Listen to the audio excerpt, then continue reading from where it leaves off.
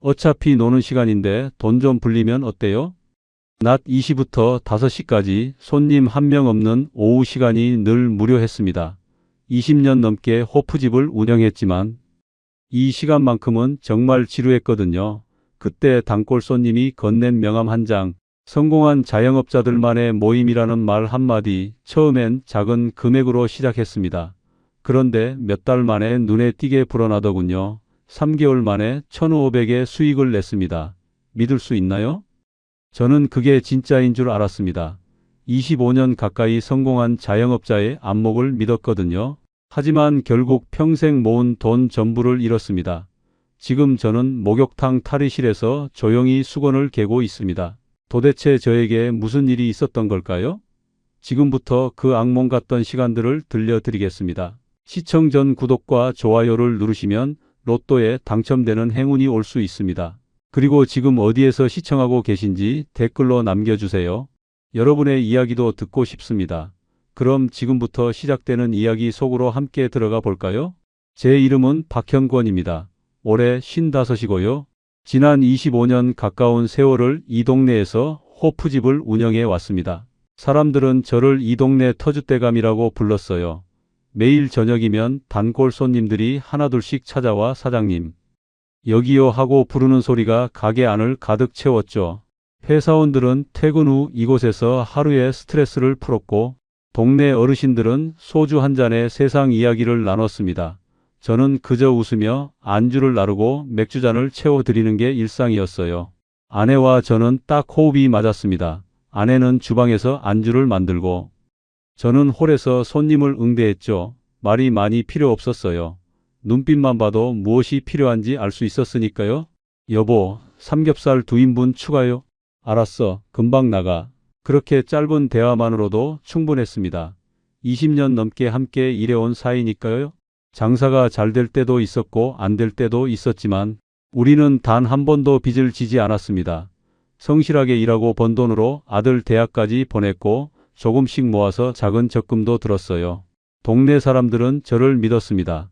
박 사장님은 정말 성실하세요.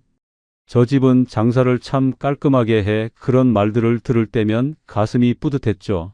저녁 6시만 되면 가게는 손님들로 가득 찼습니다. 사장님, 여기 맥주 한 병 더요. 사장님, 오늘 안주 뭐가 좋아요? 그런 소리들이 귓가에 맴돌았어요. 테이블마다 웃음소리가 터져 나오고 잔을 부딪히는 소리가 경쾌했습니다. 저는 그 소리들이 참 좋았어요.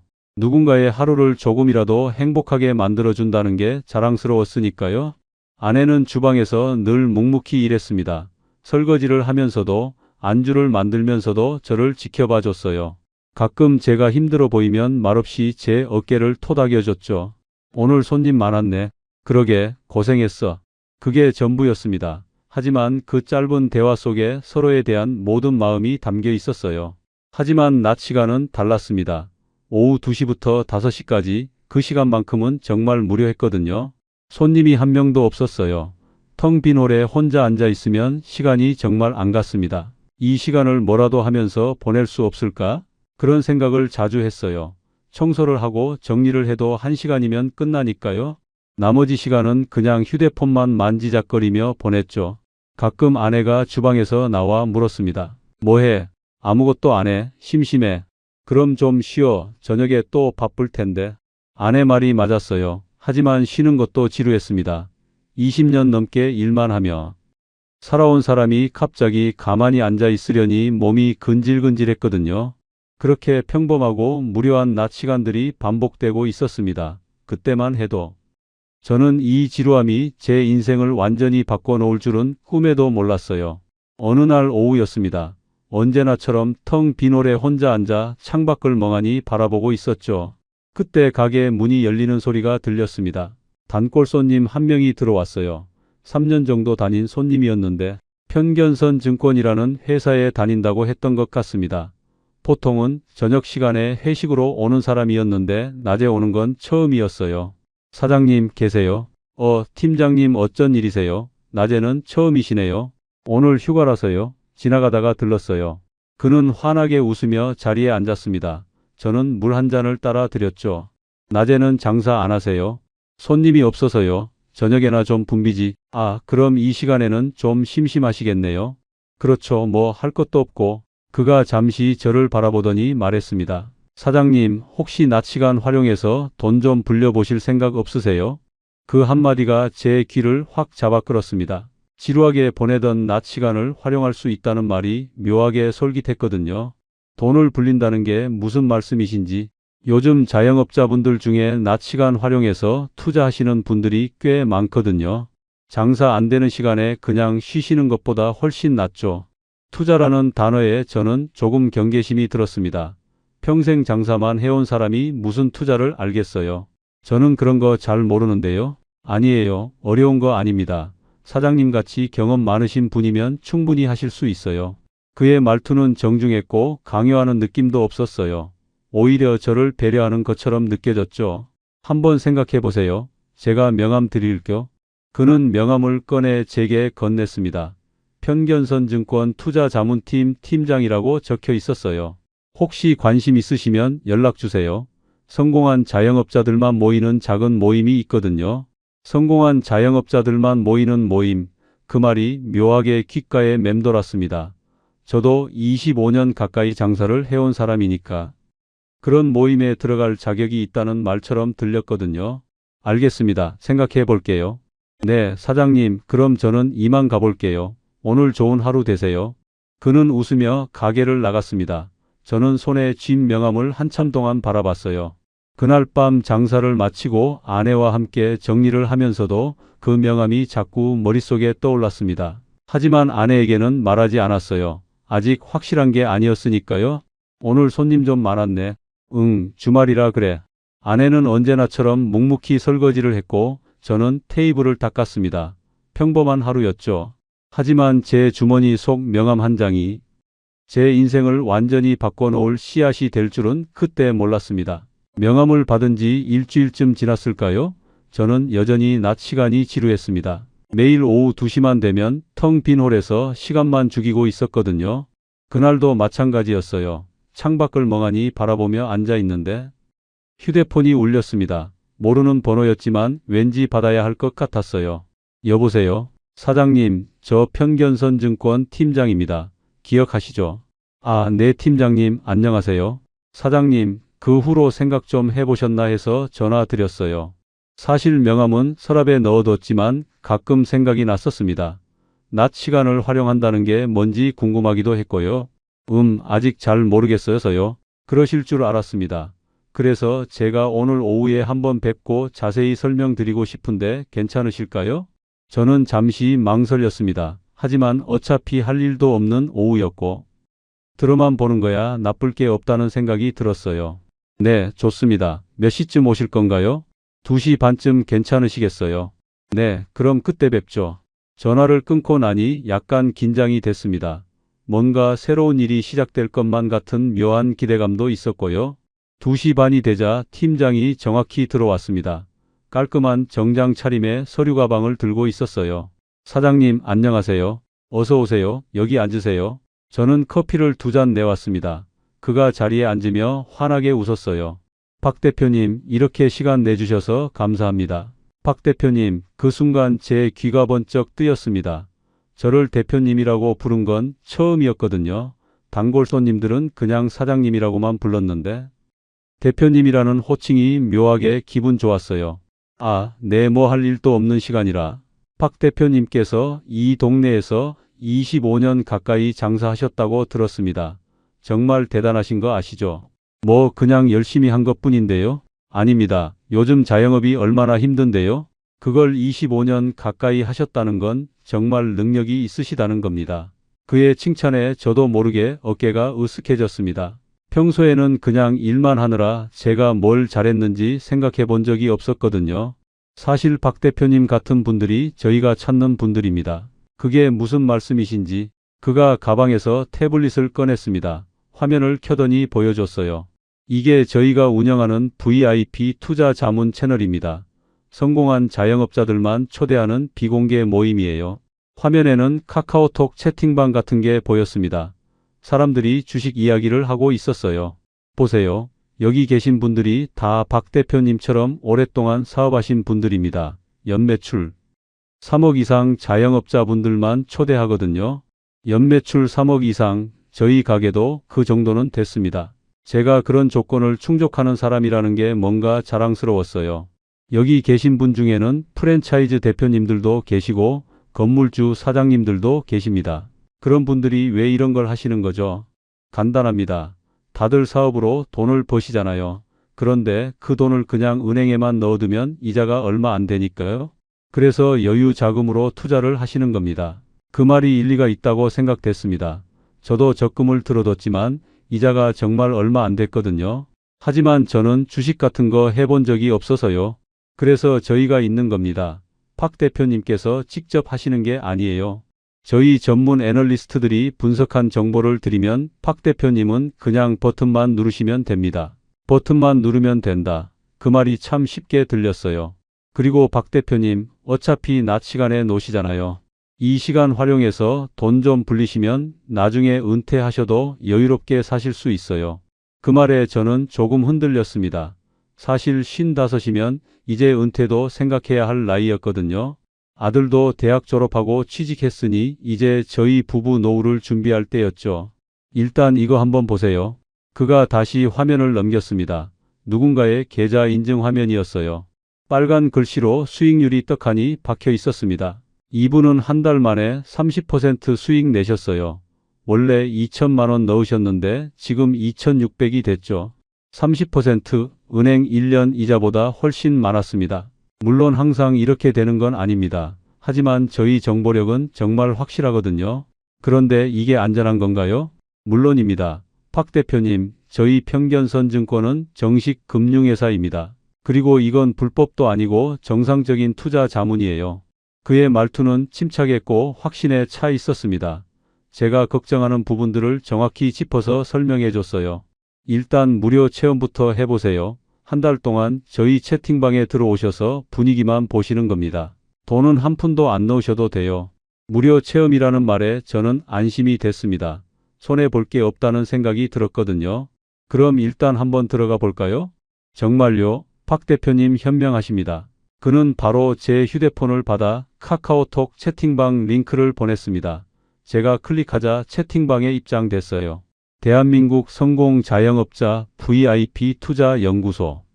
그런 이름의 채팅방이었습니다. 벌써 50명 넘는 사람들이 있었어요. 여기서 매일 아침 리더님이 오늘의 종목 분석을 올려주십니다. 그거 보시고 따라만 하시면 돼요. 리더님이요? 네, 저희 투자 자문의 최고 전문가십니다. 이분이 정말 대단하신 분이에요. 채팅방을 보니 사람들이 열심히 대화하고 있었습니다. 리더님 덕분에 오늘 100만 원 벌었습니다. 감사합니다. 역시 리더님 분석은 틀림없네요. 그런 메시지들이 계속 올라오고 있었어요. 보세요. 다들 만족하고 계시죠? 그러네요. 박 대표님, 일단 한 달만 지켜보세요. 그리고 마음에 안 드시면 그냥 나가시면 됩니다. 아무 부담 없어요. 그 말에 저는 고개를 끄덕였습니다. 알겠습니다. 한번 봐볼게요. 좋은 결정하셨습니다. 박 대표님, 그럼 저는 이만 가볼게요. 그가 자리에서 일어나며 손을 내밀었습니다. 저는 그의 손을 잡으며 악수했어요.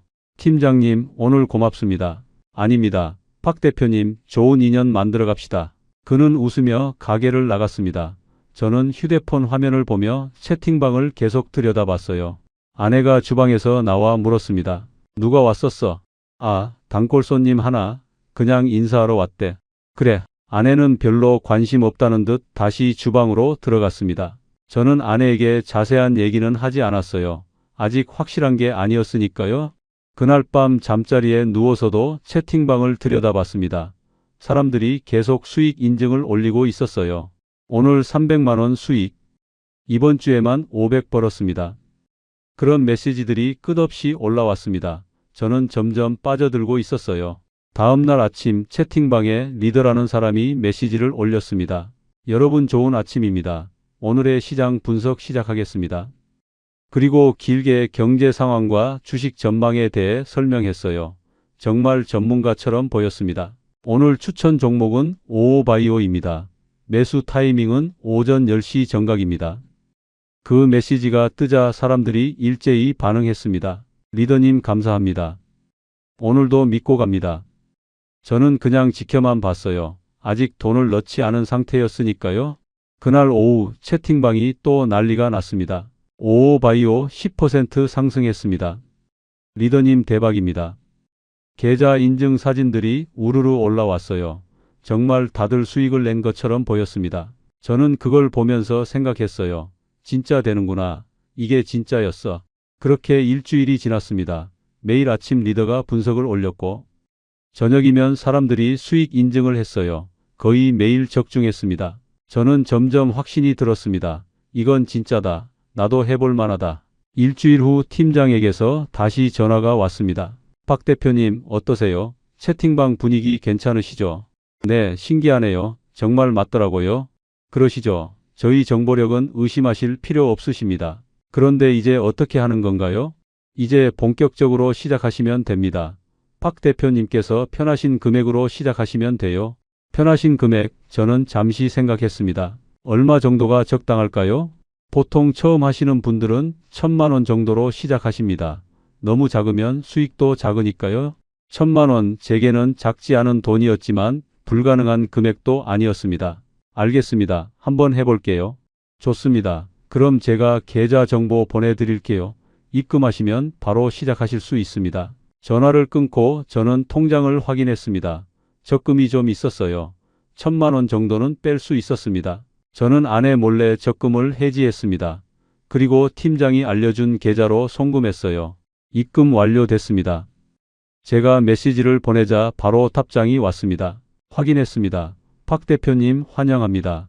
이제 본격적으로 시작하시면 됩니다. 그날부터 저는 매일 오후 2시만 되면 채팅방을 들여다봤습니다.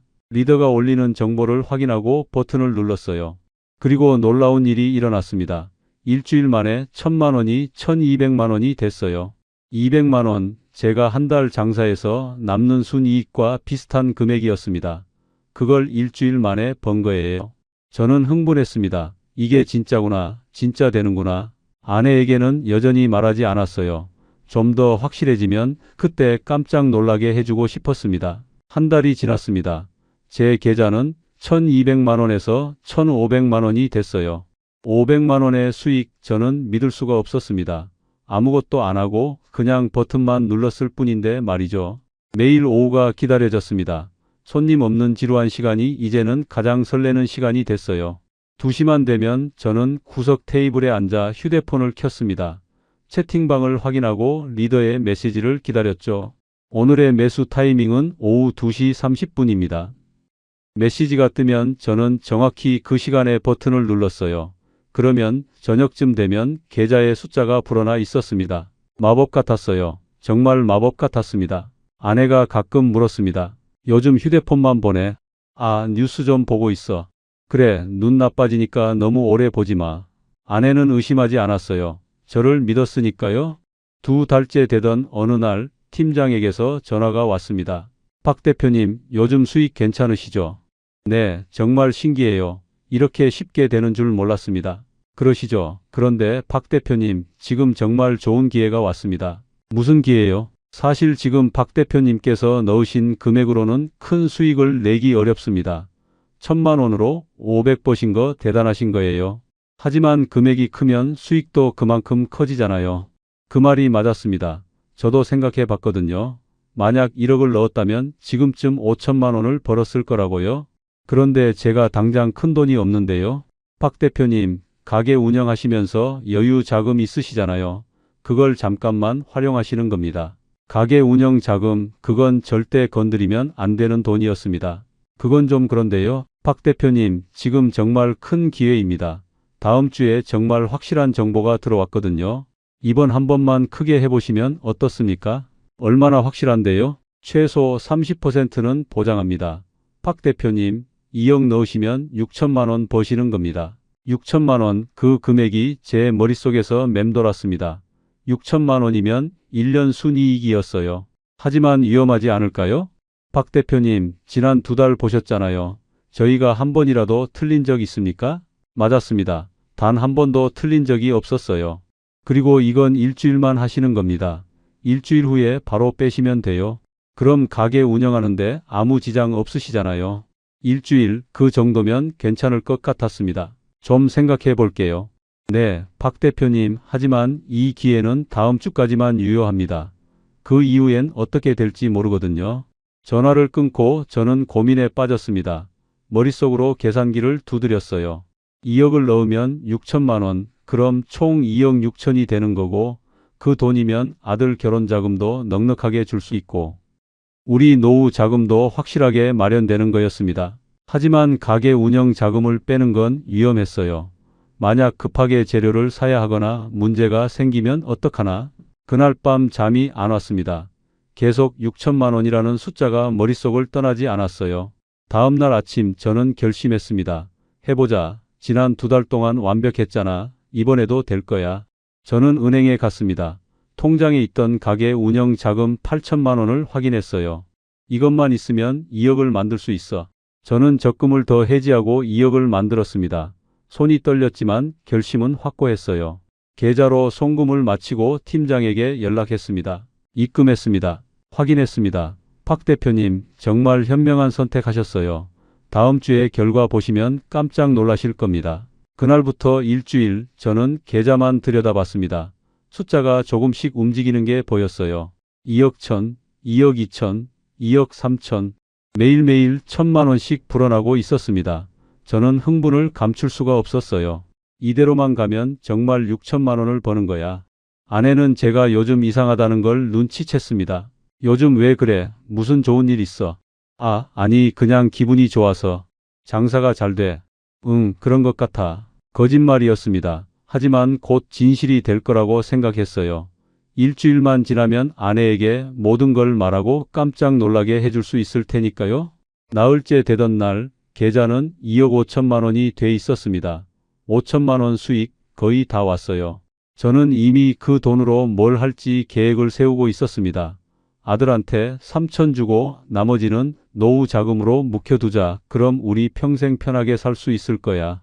닷새째 2억 7천, 엿새째 2억 8천. 일주일째 되는 날 아침 저는 두근거리는 마음으로 계좌를 확인했습니다. 2억 9천만 원. 거의 목표에 다다랐어요. 오늘 장이 마감되면 3억이 넘을 것 같았습니다. 저는 가게 청소를 하면서도 계속 휴대폰을 확인했어요. 숫자가 계속 올라가고 있었습니다. 오후 2시 리더에게서 메시지가 왔습니다. 여러분 축하드립니다. 이번 일주일 목표 달성하신 분들 많으시죠? 오늘 오후 3시에 일단 매도 타이밍입니다. 매도, 그럼 돈을 빼는 거였습니다. 드디어 끝났어. 저는 가슴이 두근거렸어요. 3시가 되길 기다렸습니다. 손님이 한 명 들어왔지만 신경도 안 쓰였어요. 3시 정각 저는 매도 버튼을 눌렀습니다. 그런데 화면이 멈췄어요. 잠시만요. 처리 중입니다. 그런 메시지만 계속 떴습니다. 저는 조금 불안했지만 괜찮을 거라고 생각했어요. 10분이 지났습니다. 여전히 처리 중이었어요. 20분, 30분. 저는 점점 초조해졌습니다. 채팅방을 확인했어요.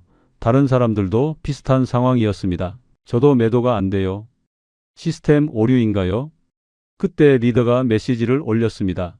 여러분 잠시 서버 점검 중입니다. 오늘 거래량이 많아서 그런 것 같습니다. 조금만 기다려주세요. 서버 점검 저는 안도했습니다. 그럴 수도 있지. 곧 해결되겠지. 하지만 1시간이 지나도 화면은 그대로였어요. 저는 팀장에게 전화를 걸었습니다. 팀장님, 저 매도가 안 되는데요. 박 대표님, 지금 서버 점검 중이라 그래요. 조금만 기다리시면 됩니다. 언제쯤 되는 건가요? 오늘 밤까지는 해결될 겁니다. 걱정 마세요.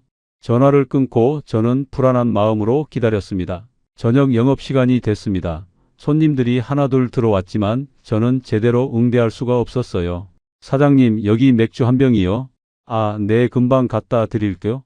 저는 계속 휴대폰만 확인했습니다. 하지만 화면은 여전히 멈춰 있었어요. 밤 11시 마지막 손님이 나가고 저는 다시 팀장에게 전화를 걸었습니다. 하지만 전화를 받지 않았어요. 고객님께서 전화를 받을 수 없습니다. 식은땀이 났습니다. 저는 채팅방을 확인했어요. 다른 사람들도 연락이 안 된다고 난리였습니다. 리더님 연락 안 돼요. 팀장님들 전화 안 받아요. 그때 제 머릿속이 하얘졌습니다. 설마 이게 아니야, 아닐 거야. 서버 점검이라고 했잖아. 내일 아침이면 해결될 거야. 저는 애써 진정하려 했지만 손이 계속 떨렸어요. 아내가 주방에서 나왔습니다. 손님 다 갔어. 이제 정리하자. 응. 저는 대답은 했지만 정신이 없었습니다. 계속 휴대폰만 들여다봤어요. 왜 그래? 어디 아파? 아니, 괜찮아. 거짓말이었습니다. 저는 전혀 괜찮지 않았어요. 그날 밤 한숨도 자지 못했습니다. 계속 화면을 새로 고침했지만 아무것도 바뀌지 않았어요. 다음 날 아침 저는 부은 눈으로 다시 확인했습니다. 여전히 똑같았어요. 팀장에게 다시 전화를 걸었습니다. 고객님께서 전화를 받을 수 없습니다. 리더에게도 연락했습니다. 고객님께서 전화를 받을 수 없습니다. 채팅방을 확인했습니다. 존재하지 않는 채팅방입니다. 그 순간 제 머릿속이 완전히 하얘졌습니다. 2억, 제가 넣은 2억이 사라졌어요. 아니, 처음부터 없었던 거였습니다. 저는 그 자리에 주저앉았습니다. 손에서 휴대폰이 떨어졌습니다. 바닥에 떨어진 휴대폰 화면이 꺼졌다가 다시 켜졌어요. 저는 다시 주워들고 확인했습니다. 혹시 제가 잘못 본 건 아닐까? 꿈인 건 아닐까? 하지만 현실이었어요. 채팅방은 사라졌고 전화는 받지 않았고 계좌는 접속조차 되지 않았습니다. 아니야, 이럴 리 없어. 저는 중얼거리며 다시 전화를 걸었습니다. 1번, 2번, 10번. 고객님께서 전화를 받을 수 없습니다. 같은 멘트만 계속 반복됐어요. 다리에 힘이 풀렸습니다. 저는 그대로 테이블에 기대앉았어요. 머릿속이 하얘졌습니다. 2억, 가게 운영 자금 8천에 적금 해지한 돈 1200, 제가 3개월 동안 번 500까지 합쳐서 2억이었어요. 그 돈이 한순간에 증발했습니다. 아니, 증발한 게 아니었어요. 처음부터 없었던 겁니다. 제가 본 숫자들은 전부 거짓이었던 거죠. 하하. 웃음이 나왔습니다. 미친 사람처럼 웃음이 터져 나왔어요. 제 자신이 너무나 한심했거든요. 25년 가까이 장사하면서 단 한 번도 사기를 당한 적 없던 제가 이렇게 쉽게 넘어갔다니. 박 대표님, 성공한 자영업자, VIP, 그런 말 몇 마디에 제가 완전히 속아 넘어간 겁니다. 주방에서 아내가 나왔습니다. 왜 그래? 무슨 일 있어? 아니 아무것도 아니야. 얼굴이 왜 그래? 어디 아파? 괜찮아. 그냥 좀 피곤해서. 아내를 속였습니다. 차마 말할 수가 없었어요. 가게 운영 자금을 날렸다는 걸 어떻게 말합니까? 그럼 좀 쉬어. 오늘 내가 혼자 할게. 아니야, 괜찮아. 저는 억지로 웃으며 일어섰습니다. 하지만 다리가 후들거렸어요. 그날 하루는 지옥 같았습니다. 손님들이 와도 제대로 응대할 수가 없었어요. 사장님, 여기 안주 안 나와요. 죄송합니다. 지금 갖다 드릴게요. 머릿속이 하얘서 주문을 까먹었습니다. 평소라면 절대 일어나지 않을 일이었죠. 사장님, 오늘 좀 이상하시네요. 단골 손님이 걱정스럽게 물었습니다. 죄송합니다. 오늘 컨디션이 좀 안 좋아서요. 무리하지 마세요. 건강이 최고예요. 그 말에 눈물이 날 것 같았습니다. 건강은 무슨, 저는 이미 모든 걸 잃었어요. 밤이 깊어갔습니다. 마지막 손님이 나가고 아내와 함께 정리를 했어요. 오늘 왜 이렇게 정신이 없어? 미안해. 내일부터는 정신 차릴게. 무슨 일 있으면 말해. 우리 부부인데. 아내의 그 말이 가슴을 찔렀습니다. 하지만 저는 고개를 저었어요. 아무것도 아니야. 걱정하지 마.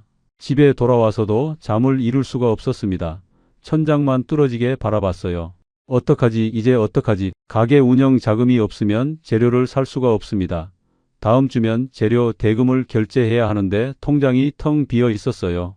대출이라도 받아야 하나? 하지만 무슨 담보로? 머릿속이 복잡했습니다. 아무 생각도 나지 않았어요. 다음 날 아침 저는 거울을 봤습니다. 하루 만에 10년은 늙은 것 같았어요. 뭐라도 해야 해. 저는 다시 팀장에게 전화를 걸었습니다. 혹시 모르니까요. 혹시 진짜 서버 문제였을 수도 있잖아요. 하지만 이번엔 아예 번호가 없다고 나왔습니다. 입력하신 전화번호는 없는 번호입니다. 완전히 끊긴 겁니다. 저는 평견선 증권을 검색했습니다. 혹시 회사로 직접 찾아가면 될까? 하지만 검색 결과에는 아무것도 나오지 않았어요. 그런 증권사는 존재하지 않았습니다. 명함도 가짜, 회사도 가짜, 모든 게 거짓이었던 겁니다. 저는 경찰서에 가야 하나 고민했습니다. 하지만 신고한들 돈을 찾을 수 있을까요? 이미 사라진 돈인데. 며칠이 지났습니다. 저는 아무것도 하지 못한 채 멍하니 시간만 보냈어요. 재료 납품업체에서 전화가 왔습니다. 사장님, 이번 주 대금 입금 안 되셨는데요?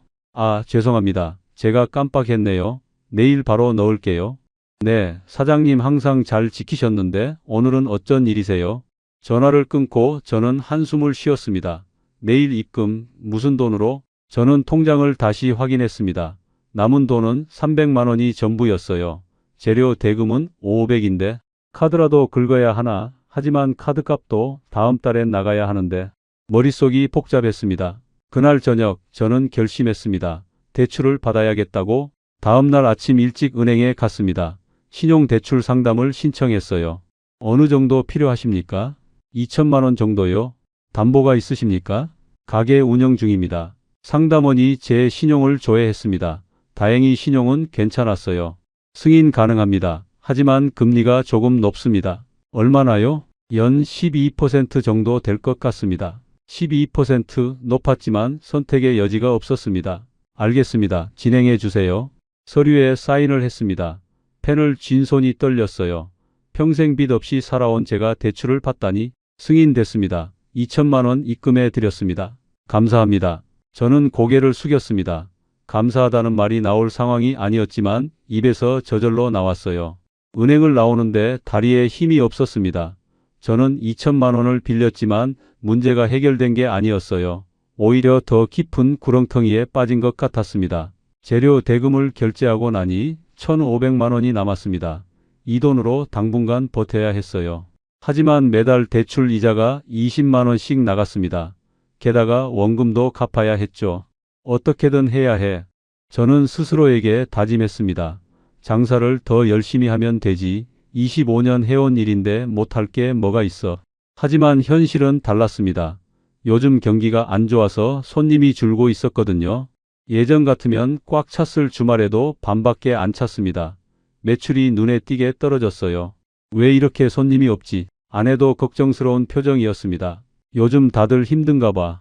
그런가? 저는 대답은 했지만 속으로는 불안했습니다. 이러다가 대출 이자도 못 낼 것 같았어요. 한 달이 지났습니다. 매출은 계속 떨어졌고 저는 점점 초조해졌어요. 통장 잔고를 확인했습니다. 1,000만 원, 다음 달 재료 대금을 내면 500만 원밖에 안 남습니다. 이러면 안 되는데 저는 다시 대출을 알아봤습니다. 하지만 이번엔 안 됐어요. 이미 대출이 있으셔서 추가 대출은 어렵습니다. 담보를 잡으면요. 무슨 담보가 있으십니까? 저는 잠시 망설였습니다. 건물주한테 월세 선납하는 조건으로 대출받을 수 있을까요? 그건 건물주분과 상의하셔야 합니다. 저는 건물주에게 연락했습니다. 10년 넘게 월세를 밀린 적 없던 저였으니까 들어줄 거라고 생각했어요. 사장님, 무슨 일이세요? 사실 급한 일이 좀 생겨서요.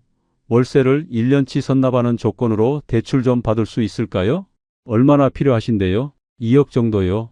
건물주가 잠시 침묵했습니다. 사장님, 그 정도 금액은 좀 부담스러운데요. 제가 10년 넘게 한 번도 밀린 적 없잖아요. 그건 그렇지만 1년치 선납하시면 1억이잖아요. 그럼 나머지 1억은 어떻게 하실 건데요? 저는 답을 할 수가 없었습니다. 죄송하지만 조금 어려울 것 같습니다. 전화가 끊겼습니다. 저는 휴대폰을 내려놓고 머리를 감싸 쥐었어요. 그날 밤 저는 아내에게 고백해야겠다고 생각했습니다. 더 이상 숨길 수가 없었어요. 여보, 왜? 할 말이 있어. 아내가 제 얼굴을 봤습니다. 뭔가 심상치 않다는 걸 느낀 것 같았어요. 무슨 일인데? 사실은 말이 입 밖으로 나오지 않았습니다. 차마 할 수가 없었어요. 왜 그래? 뭔데? 아니야, 아무것도 아니야.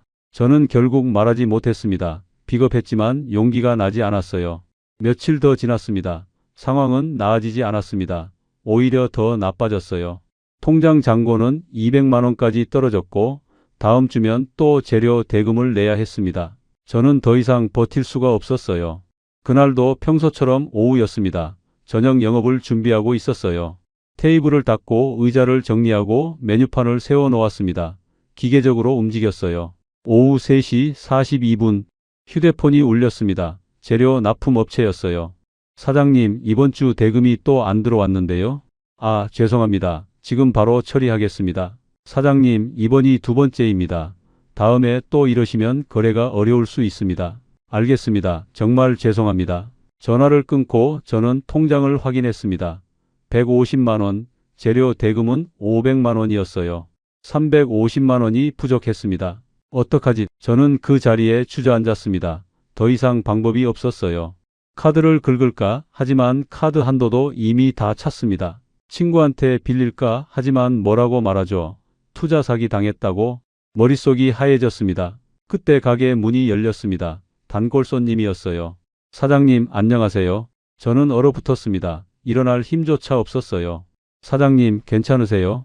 손님이 걱정스럽게 다가왔습니다. 아, 네, 죄송합니다. 잠깐 어지러워서요. 얼굴이 안 좋으신데 병원 가보세요. 괜찮습니다. 금방 나을 거예요. 저는 억지로 웃으며 일어섰습니다. 하지만 다리가 후들거렸어요. 일단 앉으세요. 제가 물 갖다 드릴게요. 손님이 저를 의자에 앉혔습니다. 저는 그냥 멍하니 앉아 있었어요. 물을 마시고 나니 조금 정신이 들었습니다. 죄송합니다. 컨디션이 좀 안 좋네요. 무리하지 마시고 오늘은 쉬세요. 아니요, 괜찮습니다. 손님은 걱정스러운 얼굴로 나갔습니다. 저는 다시 혼자 남았어요. 휴대폰을 들고 계산기를 두드렸습니다. 아무리 계산해도 답이 나오지 않았어요. 350만 원, 이 돈을 어디서 구하지? 집에 있는 물건을 팔까? 하지만 팔만한 게 없었습니다. 귀금속이라도 있으면 좋으련만 아내 반지 하나가 전부였어요. 저는 머리를 감싸 쥐었습니다. 눈물이 날 것 같았어요. 25년 동안 성실하게 살았는데 이게 뭡니까? 한 번의 실수로 모든 게 무너졌습니다. 주방에서 아내가 나왔습니다. 뭐해? 손님 올 시간인데. 응, 알았어. 저는 대답은 했지만 움직이지 못했어요. 왜 그래? 정말 어디 아파? 아내가 제 이마에 손을 얹었습니다. 따뜻했어요. 열은 없는데 얼굴이 왜 이렇게 창백해? 괜찮아. 그냥 좀 피곤해서. 오늘은 내가 혼자 할 테니까 들어가서 쉬어. 아니야, 괜찮아. 저는 억지로 일어섰습니다. 아내 앞에서 무너질 수는 없었어요. 저녁 6시 손님들이 하나둘 들어오기 시작했습니다. 사장님, 여기요. 사장님, 오늘 안주 뭐가 좋아요? 평소 같으면 반갑게 맞았을 목소리들이 그날은 귀에 들어오지 않았어요. 네, 금방 갖다 드릴게요. 저는 기계적으로 대답하며 움직였습니다. 한 테이블에서 단골들이 웃으며 떠들고 있었습니다. 요즘 주식이 대박이야. 진짜 나도 좀 벌었어. 주식, 투자, 그 단어들이 제 귀를 찔렀습니다. 손에 든 맥주잔이 떨렸어요. 사장님, 괜찮으세요? 아, 네, 죄송합니다. 저는 맥주를 테이블에 놓고 황급히 주방으로 들어갔습니다. 싱크대에 손을 짚고 숨을 몰아쉬었어요. 괜찮아. 아내가 등을 쓰다듬어 줬습니다. 정말 괜찮아. 응, 미안해. 저는 고개를 숙였습니다. 아내에게 미안했어요. 장사를 마치고 집에 돌아왔습니다. 침대에 누웠지만 잠이 오지 않았어요. 내일이면 재료업체에서 또 전화가 올 겁니다. 그때 뭐라고 말하죠? 모레면 대출 이자를 내야 합니다. 20만 원, 그것도 없어요. 머릿속이 복잡했습니다. 새벽 4시 저는 일어나 거실로 나왔습니다. 창밖을 바라봤어요. 아직 어두웠습니다. 이제 어떡하지? 중얼거렸지만 대답은 없었습니다. 저는 주방으로 갔습니다. 냉장고를 열어 물을 마셨어요. 가스레인지가 보였습니다. 문득 이상한 생각이 들었어요. 저 불을 켜면, 그냥 켜두면 고개를 저었습니다. 무슨 생각을 하는 거야? 하지만 그 생각이 머릿속을 떠나지 않았습니다. 차라리 사라지면 이 고통에서 벗어날 수 있지 않을까? 손이 가스레인지 쪽으로 움직였어요. 뭐해? 뒤에서 아내 목소리가 들렸습니다. 저는 화들짝 놀라 손을 거뒀어요. 아, 물 마시려고? 그래, 나도 목말라. 아내가 다가와 물을 마셨습니다. 저는 가만히 서 있었어요. 등에 식은땀이 흘렀습니다. 들어가서 자. 응. 저는 아내를 따라 방으로 돌아갔습니다. 침대에 누웠지만 잠들 수 없었어요. 아까 제가 무슨 생각을 한 거죠? 무서웠습니다. 제 자신이 무서웠어요. 다음 날 아침 저는 결심했습니다. 아내에게 말해야겠다고. 더 이상 혼자 짊어지고 갈 수 없었어요. 여보, 왜? 할 말이 있어. 아내가 저를 봤습니다. 뭔데? 사실 저는 심호흡을 했습니다. 우리 돈 다 없어졌어. 뭐라고? 아내가 제 말을 이해하지 못한 듯 되물었습니다. 돈이 없어졌다는 게 무슨 소리야? 저는 고개를 숙였습니다. 차마 아내 눈을 볼 수가 없었어요. 투자를 했어. 몇 달 전부터. 투자, 무슨 투자? 단골 손님이 증권사 직원이라고 해서 그 사람 소개로 투자 모임에 들어갔어. 아내의 얼굴이 굳어졌습니다. 얼마? 처음엔 1,000만 원이었어. 1,000만 원. 근데 수익이 나서 그래서 더 넣었어. 얼마나 더 넣었는데? 저는 대답할 수가 없었습니다. 얼마냐고? 아내 목소리가 떨렸어요. 2억. 뭐? 아내가 비명을 질렀습니다. 2억을 어디서 구했어? 우리한테 그런 돈이 어딨어? 적금 해지하고 가게 운영 자금도 넣었어. 가게 운영 자금까지. 아내가 주저앉았습니다. 미쳤어. 정말 미쳤어. 미안해. 미안하다고 미안하다는 말로 되는 거야. 아내가 울기 시작했습니다. 저는 그 모습을 볼 수가 없었어요. 어떻게, 이제 어떻게. 아내의 울음소리가 온 집안을 가득 채웠습니다. 저는 무릎을 꿇었습니다. 미안해. 정말 미안해. 미안하면 뭐해. 돈이 돌아와. 우리 25년 모은 돈이 돌아와. 아내 말이 맞았습니다. 미안하다고 해서 해결될 일이 아니었어요. 이제 어쩌려고 그래. 재료 대금은 어떻게 내고 대출 이자는 어떻게 갚아. 대출까지 받았어. 대출까지. 아내가 저를 믿을 수 없다는 표정으로 바라봤습니다. 2천만 원. 하. 아내가 허탈하게 웃었습니다. 정말 한심해. 그 말이 제 가슴을 찔렀습니다. 하지만 반박할 수 없었어요. 나가. 여보. 나가라고. 지금 당장 꺼져. 아내가 소리쳤습니다. 저는 일어섰습니다. 집을 나왔어요. 어디로 가야 할지 몰랐습니다. 그냥 걸었어요. 한참을 걷다 보니 가게 앞이었습니다. 문을 열고 들어갔어요.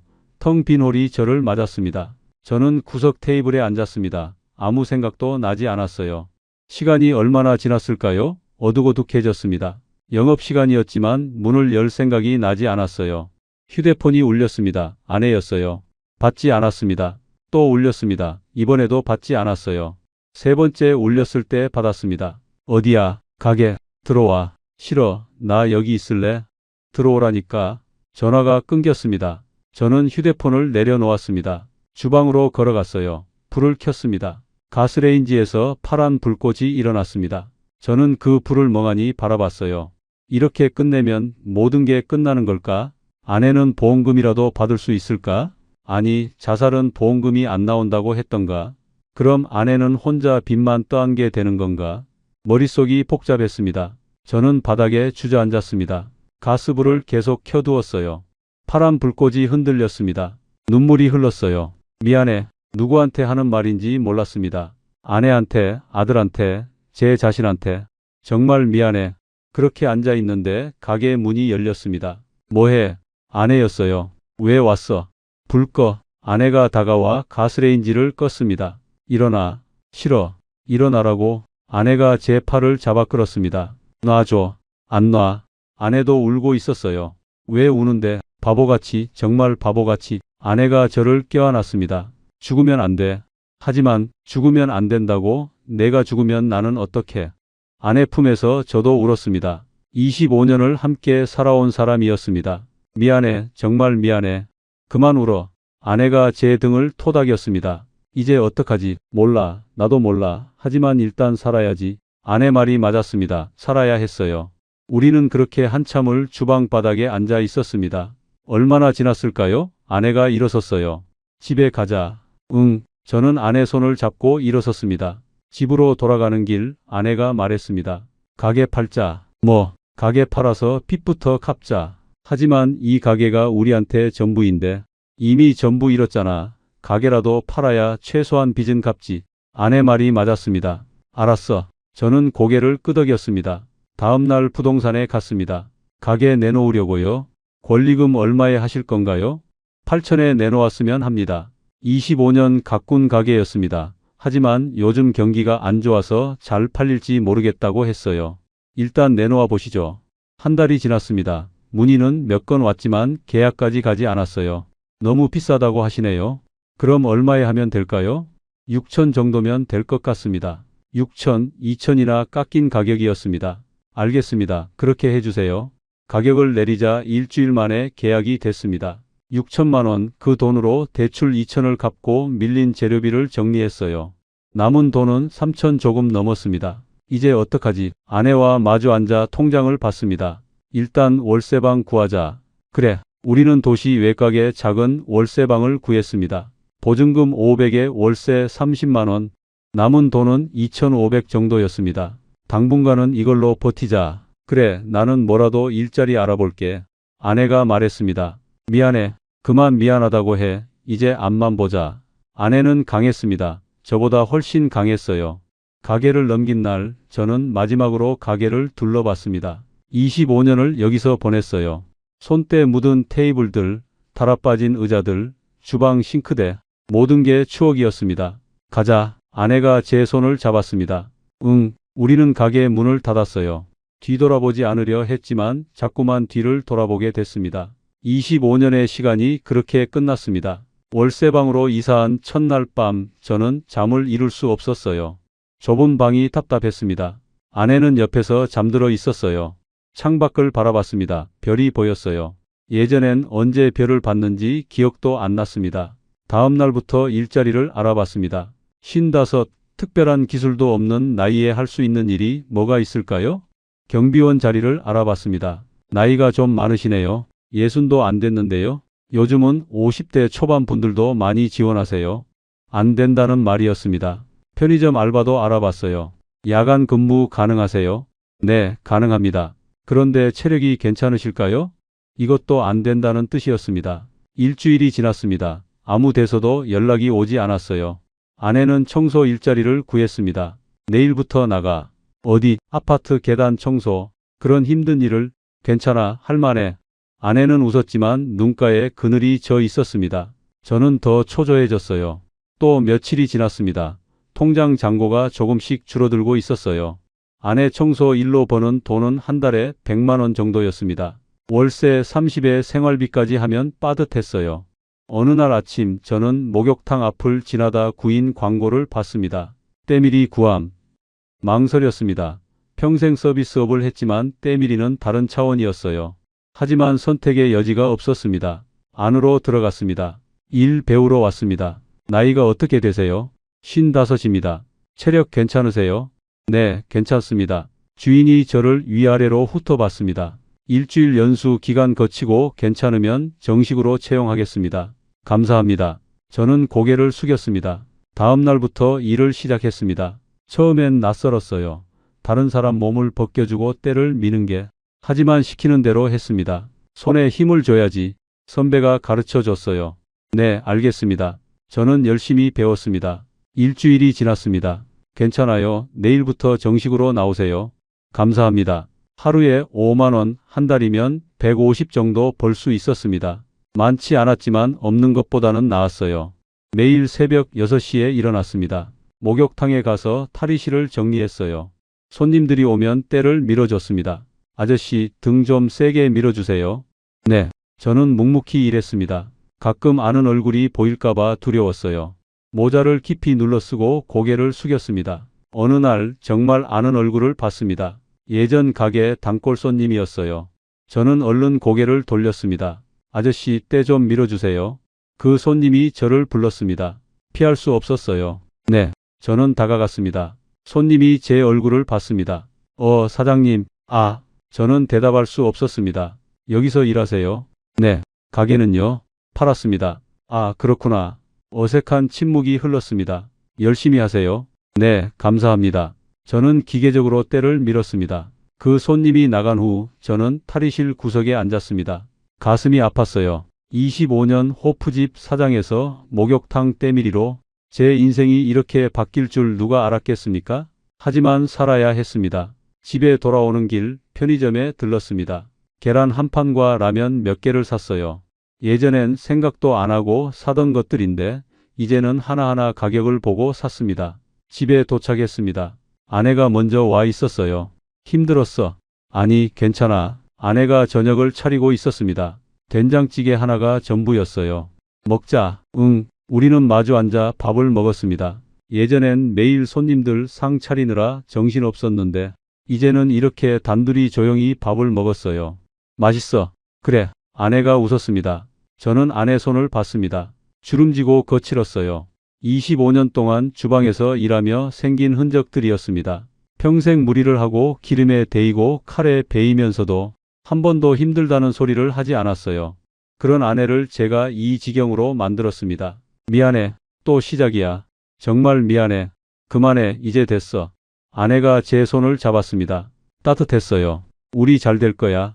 그럴까? 그럼 지금까지도 잘 버텼잖아. 아내는 강했습니다. 저보다 훨씬 강했어요. 그날 밤 저는 아내가 잠든 후 조용히 싱크대로 갔습니다. 설거지가 쌓여 있었어요. 저는 조심스럽게 물을 틀었습니다. 그릇을 하나씩 씻었어요. 아내가 25년 동안 해온 일이었습니다. 물에 손을 담그니 차가웠습니다. 거친 수세미로 기름때를 닦아냈어요. 25년 아내는 이걸 매일 했던 겁니다. 눈물이 났습니다. 저는 소리 내지 않고 울었어요. 설거지를 다 마치고 손을 닦았습니다. 아내 손처럼 거칠지는 않았지만 이제 저도 조금씩 닮아가고 있었습니다. 방으로 돌아와 누웠습니다. 아내가 잠꼬대를 했어요. 괜찮아? 누구한테 하는 말일까요? 저는 아내를 가만히 안았습니다. 미안해. 그리고 고마워. 작게 속삭였습니다. 창밖으로 새벽이 밝아오고 있었어요. 석 달이 지났습니다. 저는 여전히 목욕탕에서 일하고 있었어요. 새벽 6시에 일어나 목욕탕으로 갔습니다. 탈의실 수건을 정리하고 청소를 했어요. 처음엔 낯설었던 일들이 이제는 익숙해졌습니다. 아저씨, 오늘도 수고하세요. 단골 손님들이 인사를 건넸어요. 네, 감사합니다. 저는 웃으며 대답했습니다. 예전처럼 화려하지는 않았지만 이제 이 일이 제 일상이 됐어요. 오전에는 탈의실을 관리하고 오후에는 때를 밀었습니다. 손님들 중에는 좋은 분들도 많았어요. 아저씨 힘들지 않으세요? 괜찮습니다. 나이가 있으신데 대단하세요. 그런 말을 들으면 기분이 묘했습니다. 예전 같으면 자존심 상했을 텐데 이제는 그냥 담담했어요. 어느 날 오후 익숙한 얼굴이 들어왔습니다. 3년 전 가게 단골이었던 회사원이었어요. 저는 순간 움찔했지만 피할 수 없었습니다. 사장님, 그가 저를 알아봤어요. 안녕하세요. 저는 담담하게 인사했습니다. 여기서 일하시는 거예요? 네, 요즘은 이 일하고 있습니다. 가게는요? 팔았습니다. 그는 미안한 듯 고개를 끄덕였어요. 많이 힘드셨겠어요. 뭐 그럭저럭 버티고 있습니다. 대단하세요. 정말. 그 말에 저는 쓴웃음을 지었습니다. 대단할 것 없습니다. 그냥 사는 거죠. 떡볶이가 정말 맛있었는데 아쉽네요. 그러셨어요. 감사합니다. 그와 잠깐 이야기를 나눴습니다. 예전처럼 어색하지 않았어요. 열심히 하세요. 네, 손님도 건강하세요. 그가 나간 후 저는 탈의실에 앉았습니다. 예전 같으면 창피해서 못 견뎠을 텐데 이제는 담담했어요. 이게 제 현실이니까요. 저녁에 집에 돌아왔습니다. 아내가 먼저 와 있었어요. 어땠어? 괜찮았어. 나도. 아내도 청소 일을 계속하고 있었습니다. 우리는 둘 다 육체 노동을 했지만 불평하지 않았어요. 밥 먹자. 응. 저녁 식탁은 여전히 소박했습니다. 김치찌개 하나와 계란말이. 하지만 예전보다 맛있었어요. 맛있어. 그래, 다행이다. 아내가 웃었습니다. 여보, 왜? 우리 잘하고 있는 거 맞지? 응, 잘하고 있어. 그럼 됐어. 저는 아내 손을 잡았습니다. 여전히 거칠었지만 따뜻했어요. 주말에는 함께 동네를 산책했습니다. 예전엔 주말에도 가게 때문에 바빴는데 이제는 이렇게 여유가 있었어요. 날씨 좋다. 그러게. 여보, 나 행복해. 아내가 갑자기 말했습니다. 뭐가? 그냥 이렇게 같이 걷는 게. 저는 아내를 봤습니다. 나도 예전엔 바빠서 이렇게 못 걸었잖아. 맞아. 그것도 나쁘지 않았지만 지금도 괜찮아. 아내 말이 맞았습니다. 돈은 없었지만 시간은 있었어요. 미안해. 또 그래. 이제 그만해. 알았어. 우리는 웃으며 계속 걸었습니다. 며칠 후 목욕탕 주인이 저를 불렀습니다. 일 잘하시네요. 감사합니다. 다음 달부터 급여 좀 올려드릴게요. 정말요? 네, 성실하시니까요. 작은 인상이었지만 고마웠습니다. 열심히 하겠습니다. 집에 돌아와 아내에게 말했어요. 급여 올랐대. 진짜 축하해. 고마워. 오늘은 치킨 시켜 먹자. 그래. 오랜만에 치킨을 시켰습니다. 예전엔 매일 먹던 것인데 이제는 특별한 날에만 먹는 음식이 됐어요. 맛있다. 그치? 우리는 행복하게 치킨을 먹었습니다. 그날 밤 저는 침대에 누워 생각했습니다. 3억 5천, 제가 잃은 돈이었어요. 25년 모은 돈과 가게까지. 하지만 지금 저는 행복했습니다.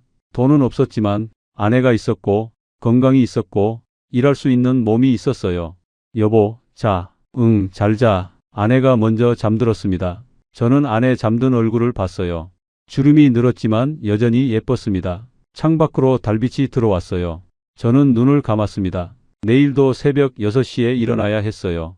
하지만 두렵지 않았습니다. 아내와 함께니까요. 며칠 후 목욕탕에서 일하는데 한 젊은이가 들어왔습니다. 아저씨, 혹시 투자 관심 있으세요? 순간 제 손이 멈췄습니다. 아니요. 요즘 대박 나는 게 있는데요.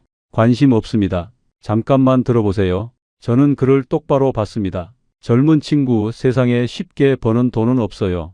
하지만 가세요. 다른 분 찾아보시고요. 그가 머쓱하게 나갔습니다. 옆에서 지켜보던 선배가 웃었어요. 잘했어요. 네.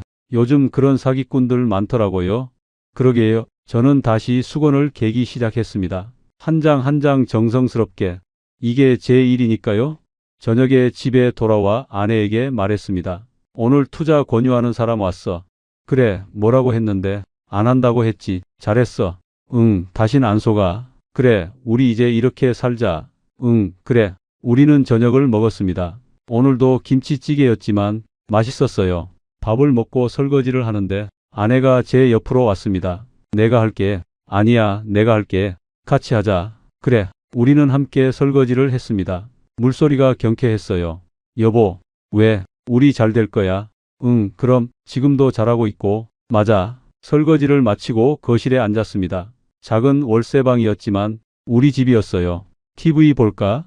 그래. 예능 프로그램을 틀었습니다. 사람들이 웃고 떠들었어요. 우리도 따라 웃었습니다. 예전 가게에서는 TV 볼 시간이 없었는데 이제는 이렇게 여유가 있었어요.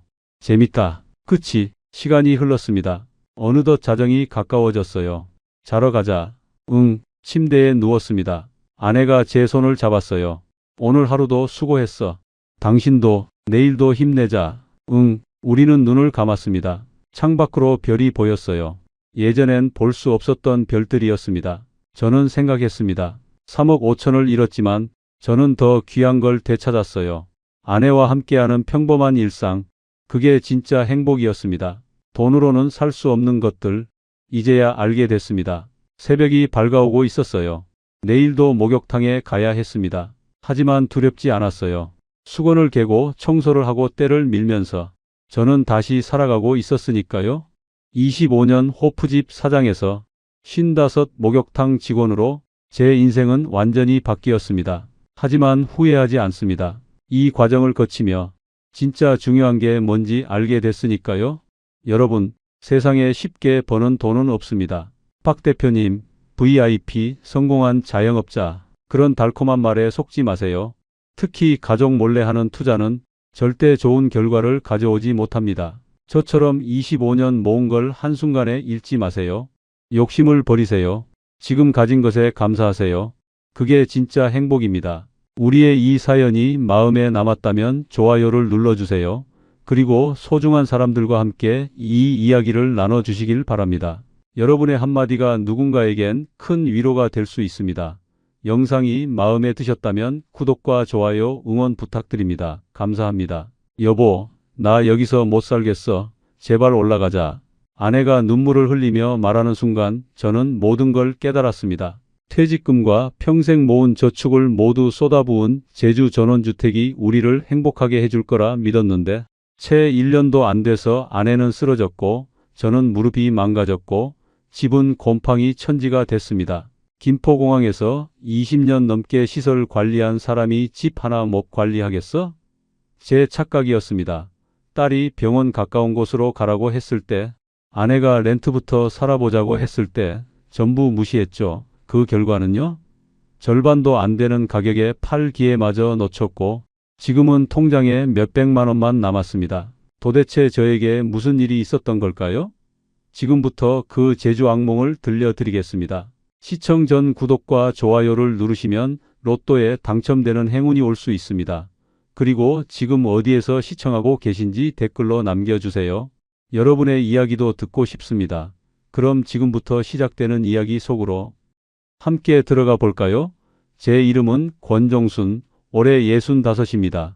지금 이 이야기를 들려드리는 게 조금 부끄럽지만 혹시나 저와 같은 실수를 하실 분들이 계실까봐 용기를 내어 말씀드리게 됐습니다. 몇 년 전만 해도 저는 김포공항에서 시설 관리 업무를 맡고 있었습니다.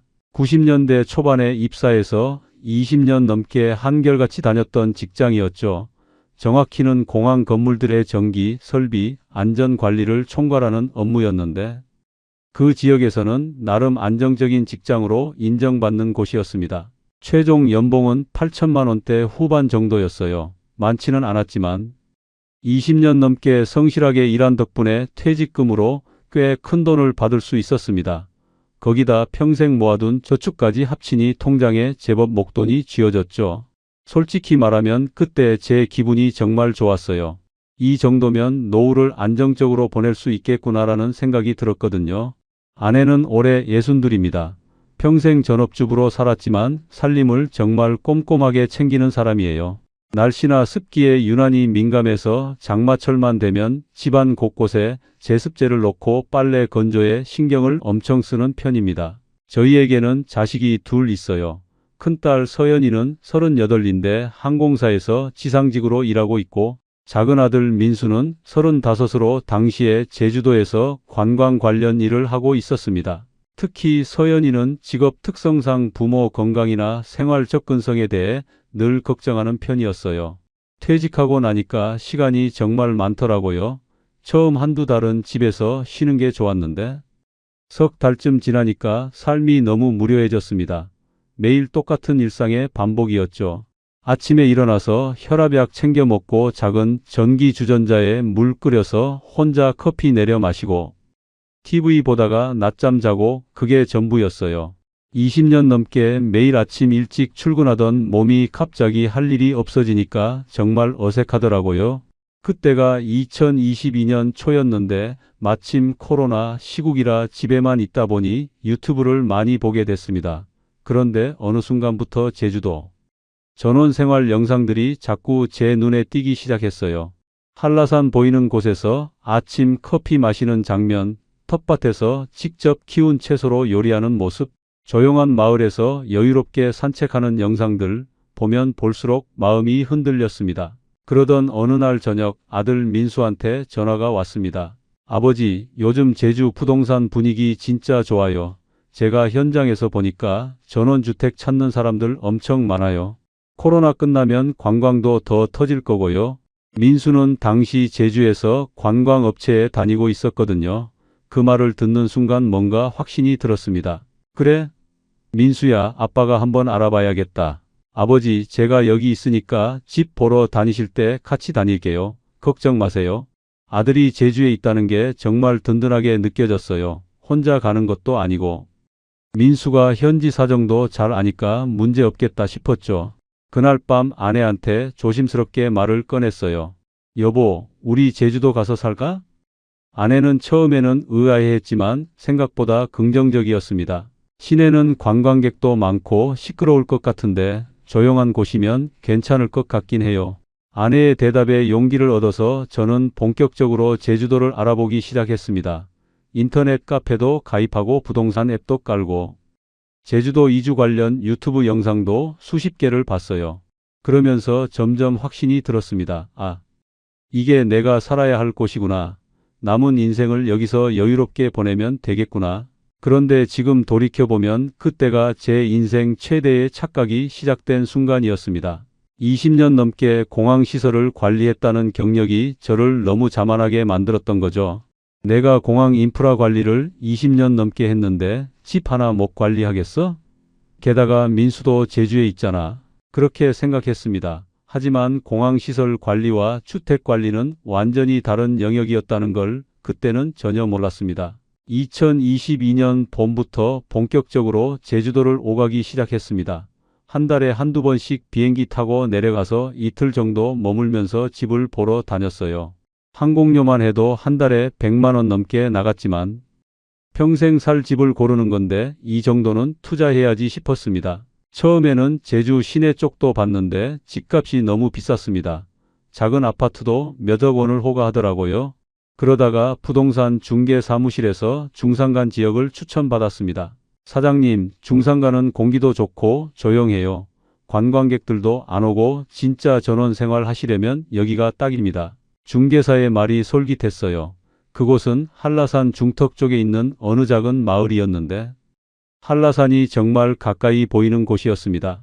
그곳에서 땅 250평에 건물 40평짜리 단독주택을 발견했죠. 집은 20년이 훨씬 넘은 오래된 집이었어요. 외벽에 균열도 좀 있었고 창문도 낡았고 바닥도 일부 들뜬 곳이 있었습니다. 집이 좀 오래되긴 했는데 골조는 튼튼해요. 리모델링 하시면 정말 멋진 집 되실 겁니다. 중개사는 자신 있게 말했습니다. 가격은 1억 8천만 원 정도였어요. 경기도나 서울에 비하면 정말 저렴한 가격이었죠. 중산간이라 접근성이 떨어지고 오래된 집이라서 상대적으로 싼 거였습니다. 아내와 함께 집을 둘러봤어요. 마당이 넓어서 텃밭도 충분히 만들 수 있을 것 같았고 주변이 정말 조용했습니다. 차 소리도 거의 안 들리고 새 소리만 들렸어요. 아내도 마음에 들어하는 것 같았습니다. 여보, 여기 공기 정말 좋네요. 시내보다 훨씬 조용하고. 그날 저녁 근처 카페에서 감귤차를 마시면서 아내와 진지하게 이야기를 나눴습니다. 여보, 그런데 집이 너무 낡은 것 같아요. 리모델링 비용도 만만치 않을 것 같은데. 아내가 걱정스럽게 말했습니다. 괜찮아. 내가 20년 넘게 공항시설 관리했는데 이 정도 집 상태 파악하는 건 문제없어. 그래도 우리 일단 렌트부터 살아볼까요? 한 6개월 정도 살아보고 괜찮으면 그때 사는 게. 아내의 그 말이 지금 생각하면 정말 현명한 조언이었습니다. 하지만 그때 저는 그 말을 무시했어요. 여보, 렌트로 살면 돈만 나가잖아. 어차피 살 집인데. 빨리 사서 들어가는 게 나아. 게다가 민수도 여기 있으니까 뭐 문제 생기면 바로 해결되지. 그래도 겨울은 한번 겪어봐야 하지 않을까요? 제주도 겨울이 춥다던데. 에이, 괜찮아. 요즘 단열 기술 좋잖아. 리모델링 제대로 하면 돼. 지금 생각하면 정말 어리석었습니다. 아내의 직감을 무시하고 제 경력만 믿었던 거죠. 리모델링 비용까지 계산해보니 총 얼마 정도면 충분할 것 같았어요.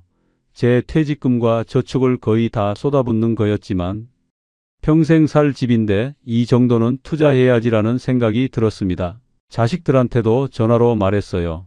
그런데 딸 서연이 반응이 좋지 않았습니다. 아버지, 겨울에 눈 오면 길 막히잖아요. 중산가는 진짜 외진 곳이에요. 괜찮아. 차 있으면 되지 뭐.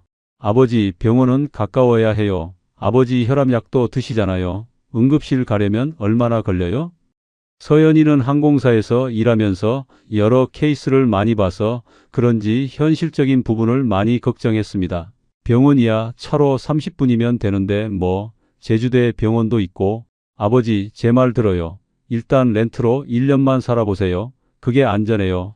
하지만 저는 딸 말도 대수롭지 않게 생각했습니다. 살다 보면 적응하는 거야. 걱정 마라. 아들 민수는 오히려 적극적이었습니다. 아버지, 걱정 마세요. 제가 자주 갈게요. 여기 제가 아는 사람들도 많으니까 뭐 필요하신 거 있으면 바로 연락 주세요. 민수 말에 더 안심이 됐죠. 현지에 아들이 있으니 든든하다고 생각했습니다. 결국 2022년 초여름쯤 저는 그 집을 1억 8천만 원에 계약했습니다. 계약금을 치르고 나니까 정말 실감이 났어요. 이제 나도 제주도 사람이구나. 가슴이 두근거렸습니다. 그때는 몰랐습니다. 이 선택이 제 인생 최악의 결정이 될 줄은. 계약하고 나서 아내한테 또 한 번 말이 나왔습니다. 여보, 그래도 리모델링 업체는 동네 이장님한테 물어보고 추천받는 게 어때요? 현지 사정 잘 아시는 분한테 물어보면 믿을 만한 곳 소개해 주실 거예요. 아내의 그 말도 정말 현명한 조언이었습니다. 하지만 저는 또다시 무시했어요. 그럴 필요 없어. 내가 20년 넘게 공항에서 시설 관리하면서 업체 선정하고 감독한 게 한두 번이야? 좋은 업체 고르는 건 내가 더 잘 알아. 그래도 제주도는 우리가 모르는 곳이잖아요. 여보, 걱정 마. 내가 알아서 할게. 지금 생각하면 정말 한심합니다. 공항시설 관리 경력이 뭐가 그렇게 대단하다고 그렇게 자만했는지 아내 말대로 현지 정보망을 활용했어야 했는데 제 고집 때문에 그 기회를 날려버렸습니다. 인터넷으로 제주도 리모델링 업체를 여러 곳 찾아봤어요. 후기도 보고 견적도 받고 마침내 괜찮아 보이는 업체 한 곳을 선택했습니다. 40대 중반쯤 되어 보이는 대표가 직접 집에 와서 상태를 점검했어요. 사장님, 제주도는 습기가 많아서 단열을 제대로 안 하면 나중에 고생합니다. 그리고 중산가는 겨울에 바람이 정말 세거든요. 창문도 이중창으로 확실하게 해드려야 해요. 그 말이 설득력 있게 들렸습니다. 전문가처럼 보였거든요. 그럼 견적이 어떻게 되나요? 일단 내부 전체 공사가 필요하고요. 벽지, 바닥, 천장, 주방, 욕실 전부 새로 해야 합니다. 그리고 단열재 보강하고 창문을 이중창으로 교체해야 하고 지붕 방수 작업하고 외벽도 보강해야 해요. 얼마나 들까요? 전체 합쳐서 한 8천만 원 중반대 정도 나올 것 같습니다. 순간 깜짝 놀랐어요. 집값보다 리모델링 비용이 더 많이 들어가는 거였으니까. 하지만 저는 어차피 평생 살 집인데 제대로 해야지라고 스스로를 설득했습니다. 공사 기간은 얼마나 걸리나요?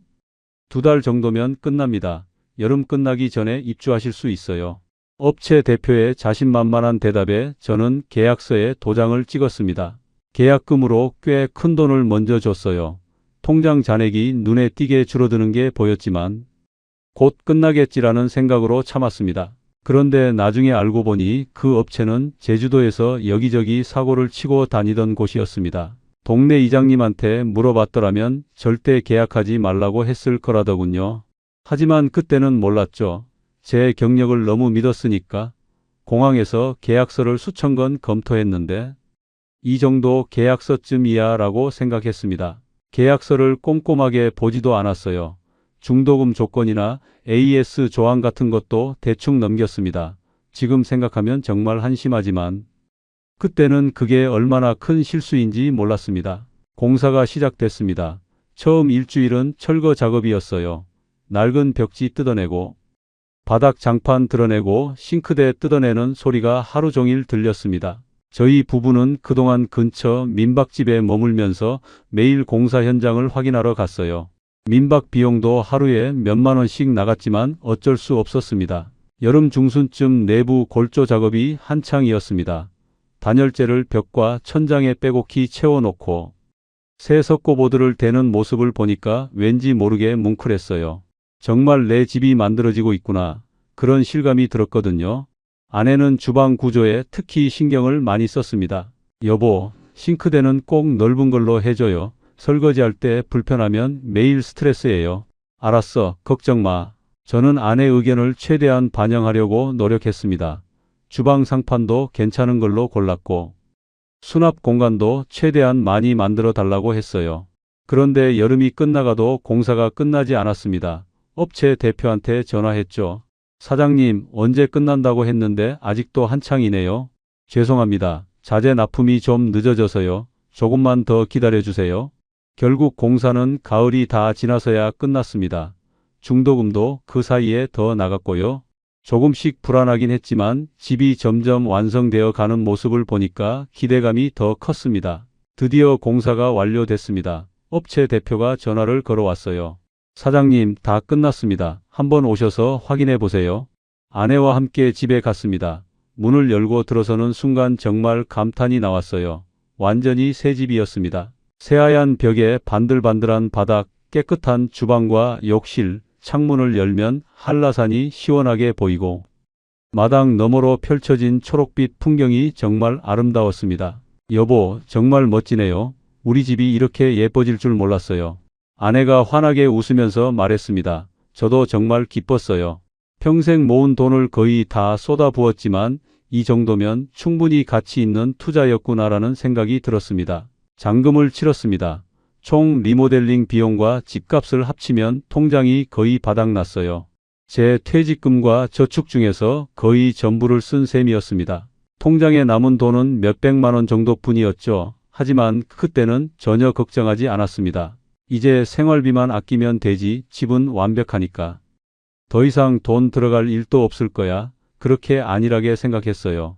지금 돌이켜보면 그때가 제 인생에서 가장 큰 실수를 저지른 순간이었습니다.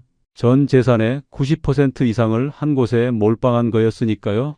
그리고 아내 말대로 렌트부터 살아볼 걸, 딸 말대로 병원 가까운 곳으로 갈 걸, 동네 이장님한테 업체 추천받을 걸, 그런 후회들이 나중에 밀려왔지만 이미 늦었습니다. 가을이 끝나갈 무렵부터 본격적으로 이사 준비를 시작했습니다. 경기도 빌라에 있던 짐을 정리해서 제주로 보냈어요.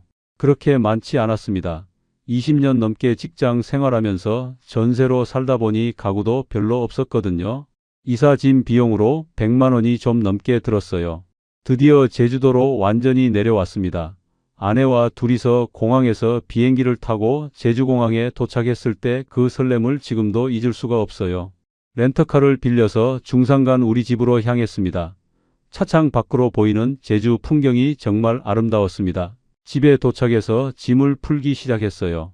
거실에 소파를 놓고 안방에 침대를 설치하고 주방에 냉장고와 가스레인지를 배치했습니다. 하나하나 제자리를 찾아가는 모습을 보니까 이제 정말 여기가 우리 집이구나라는 실감이 났습니다. 그날 저녁 아내가 간단하게 저녁을 차렸어요.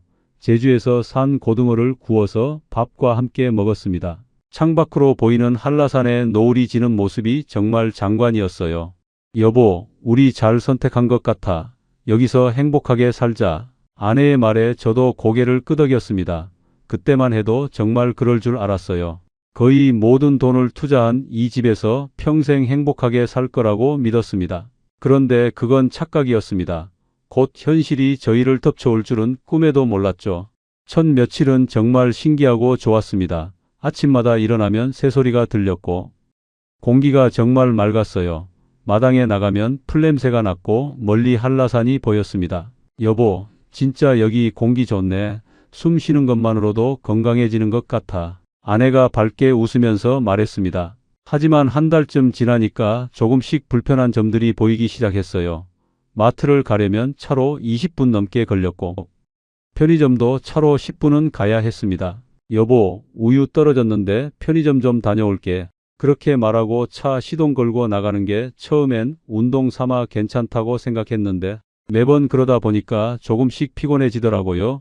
겨울이 다가오면서 난방비 고지서가 처음 나왔습니다. 30만 원대 후반이었어요. 경기도 빌라에서 낼 때보다 훨씬 많이 나왔습니다. 여보, 난방비가 왜 이렇게 많이 나와? 아내가 걱정스럽게 물었습니다. 단열 제대로 했다고 했는데 이 정도면 괜찮은 거 아니야? 집이 넓잖아. 저는 대수롭지 않게 넘겼습니다. 하지만 속으로는 조금 불안했어요. 통장에 남은 돈이 별로 없는데 난방비가 이렇게 나가면 어쩌나 싶었거든요. 아들 민수가 주말에 한 번씩 들렀습니다. 아버지 잘 지내세요? 그래, 잘 지내지. 민수야, 내일은 어때?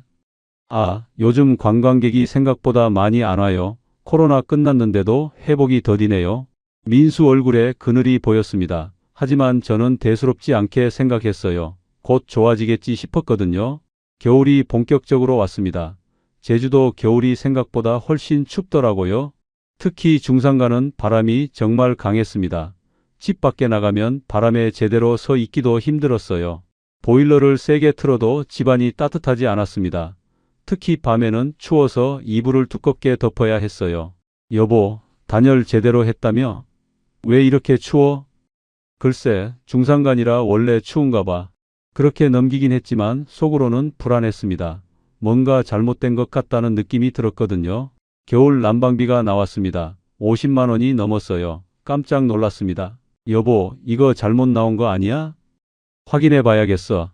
하지만 잘못 나온 게 아니었습니다. 중산간 추위에 보일러를 계속 돌리다 보니 그렇게 나온 거였어요. 그때부터 조금씩 후회가 밀려오기 시작했습니다. 아내 말대로 렌트부터 살아볼 걸, 겨울을 한번 겪어보고 결정할 걸. 하지만 이미 늦었습니다. 거의 모든 돈을 쏟아부은 뒤였으니까요. 봄이 왔습니다. 겨울의 추위와 높은 난방비로 힘들었지만 봄이 오니까 모든 게 달라 보였어요. 마당에 잡초가 자라기 시작했고 날씨도 따뜻해졌습니다. 여보, 우리 텃밭 만들어 볼까? 아내가 신나서 말했습니다.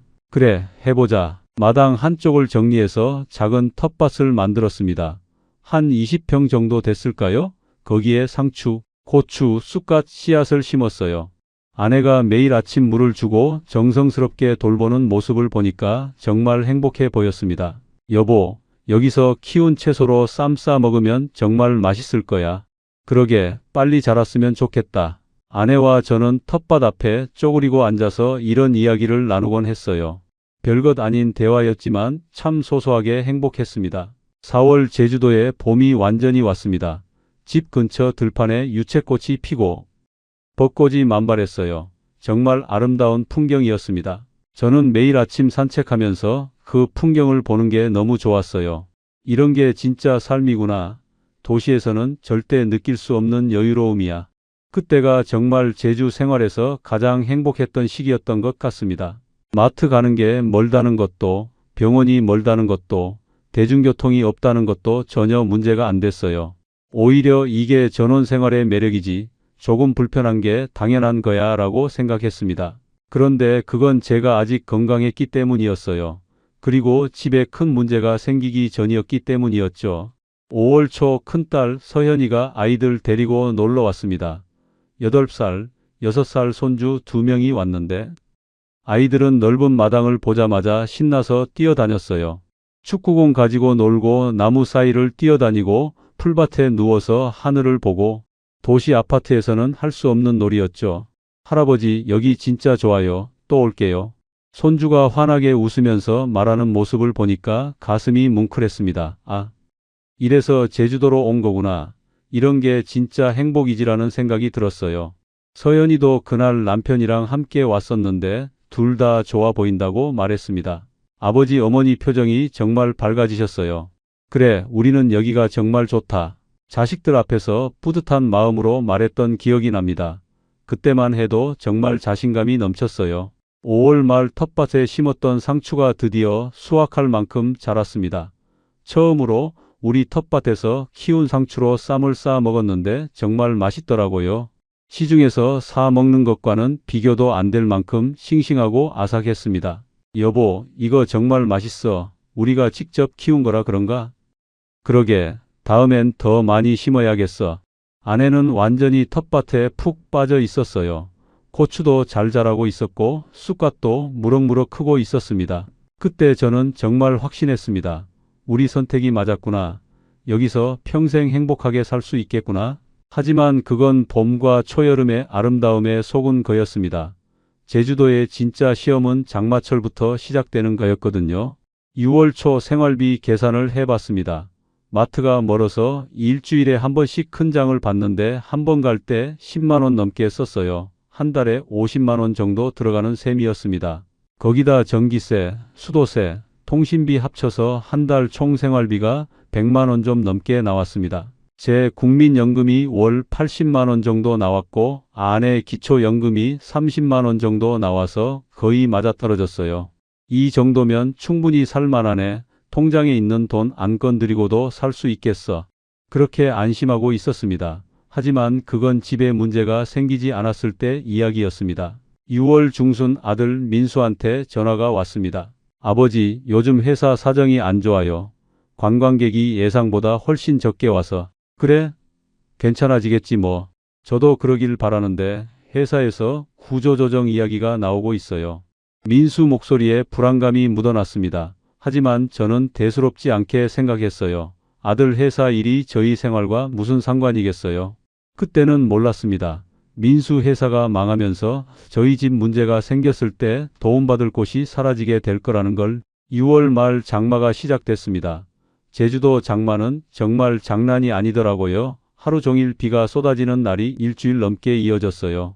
처음에는 비 좀 오는 거야 당연하지라고 생각했습니다. 여보, 비 진짜 많이 오네. 그러게, 제주도가 원래 비가 많이 온다더니. 우리는 그저 그렇게만 생각했습니다. 하지만 문제는 그 다음부터였어요.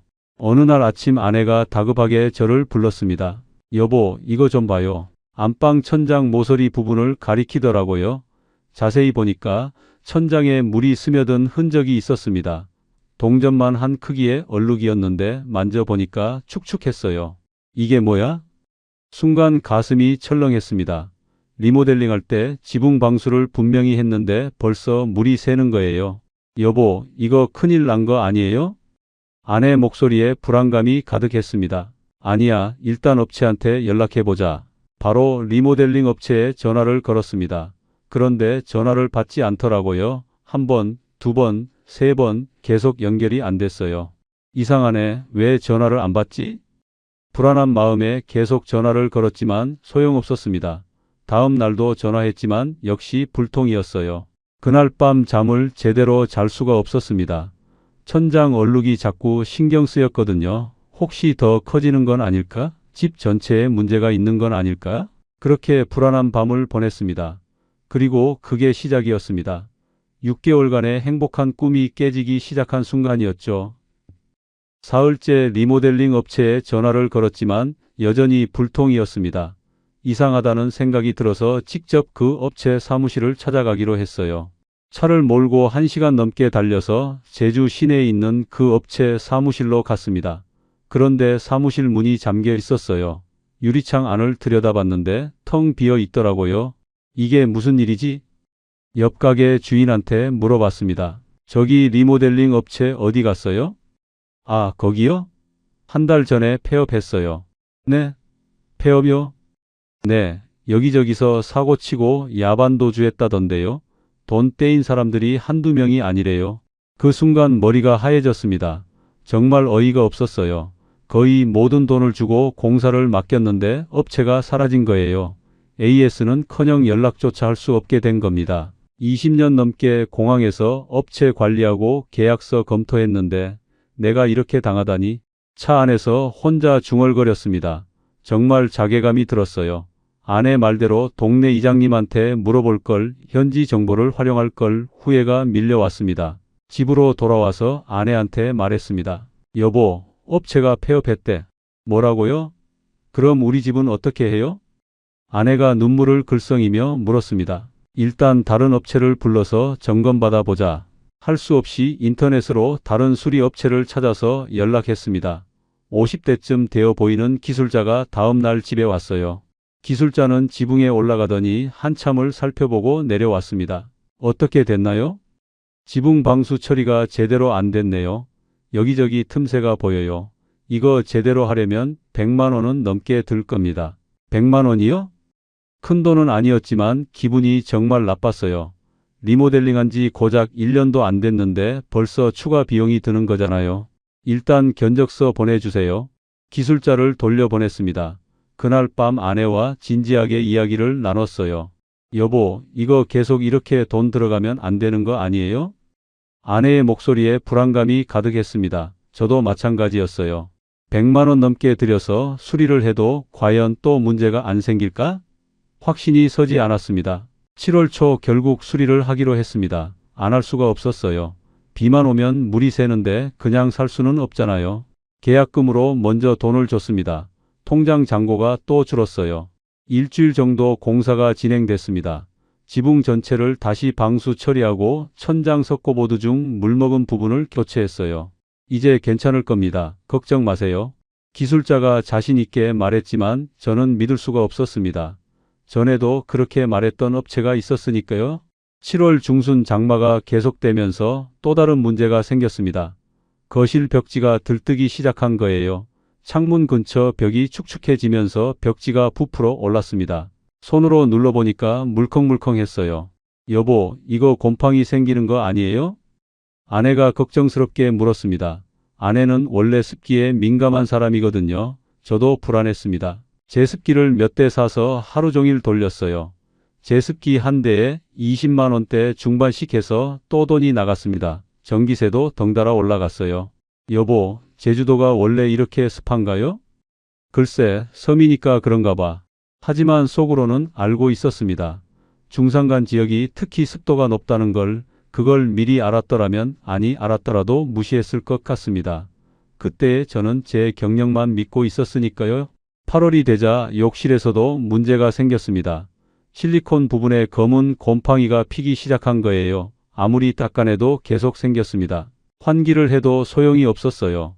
제주도 습도가 워낙 높다 보니 욕실이 항상 눅눅했거든요. 이거 실리콘 다시 해야겠어. 결국 또 업체를 불렀습니다. 욕실 실리콘 전체를 새로 하는데 30만 원 넘게 들었어요. 지붕 수리부터 시작해서 석 달 동안 집 수리비로만 벌써 150만 원 넘게 나간 겁니다. 여보, 이거 정말 끝이 없는 것 같아요. 아내가 불안한 표정으로 말했습니다. 괜찮아. 이제 다 고쳤으니까 괜찮을 거야. 그렇게 말했지만 저도 확신이 없었습니다. 9월 초 본격적으로 가을이 오면서 또 다른 문제를 발견했어요. 안방 바닥 장판 일부가 들뜬 거예요. 창문 아래쪽 바닥이 밟을 때마다 푹 들어갔습니다. 장판을 살짝 들춰봤더니 밑에 물기가 차 있더라고요. 이게 대체 왜 이러는 거야? 정말 답답했습니다. 리모델링 할 때 분명히 방수도 하고 단열도 했다고 했는데 곳곳에서 문제가 터져 나오는 거예요. 또 업체를 불러서 점검을 받았습니다. 단열재가 부족하게 들어간 부분이 있었나 봐요.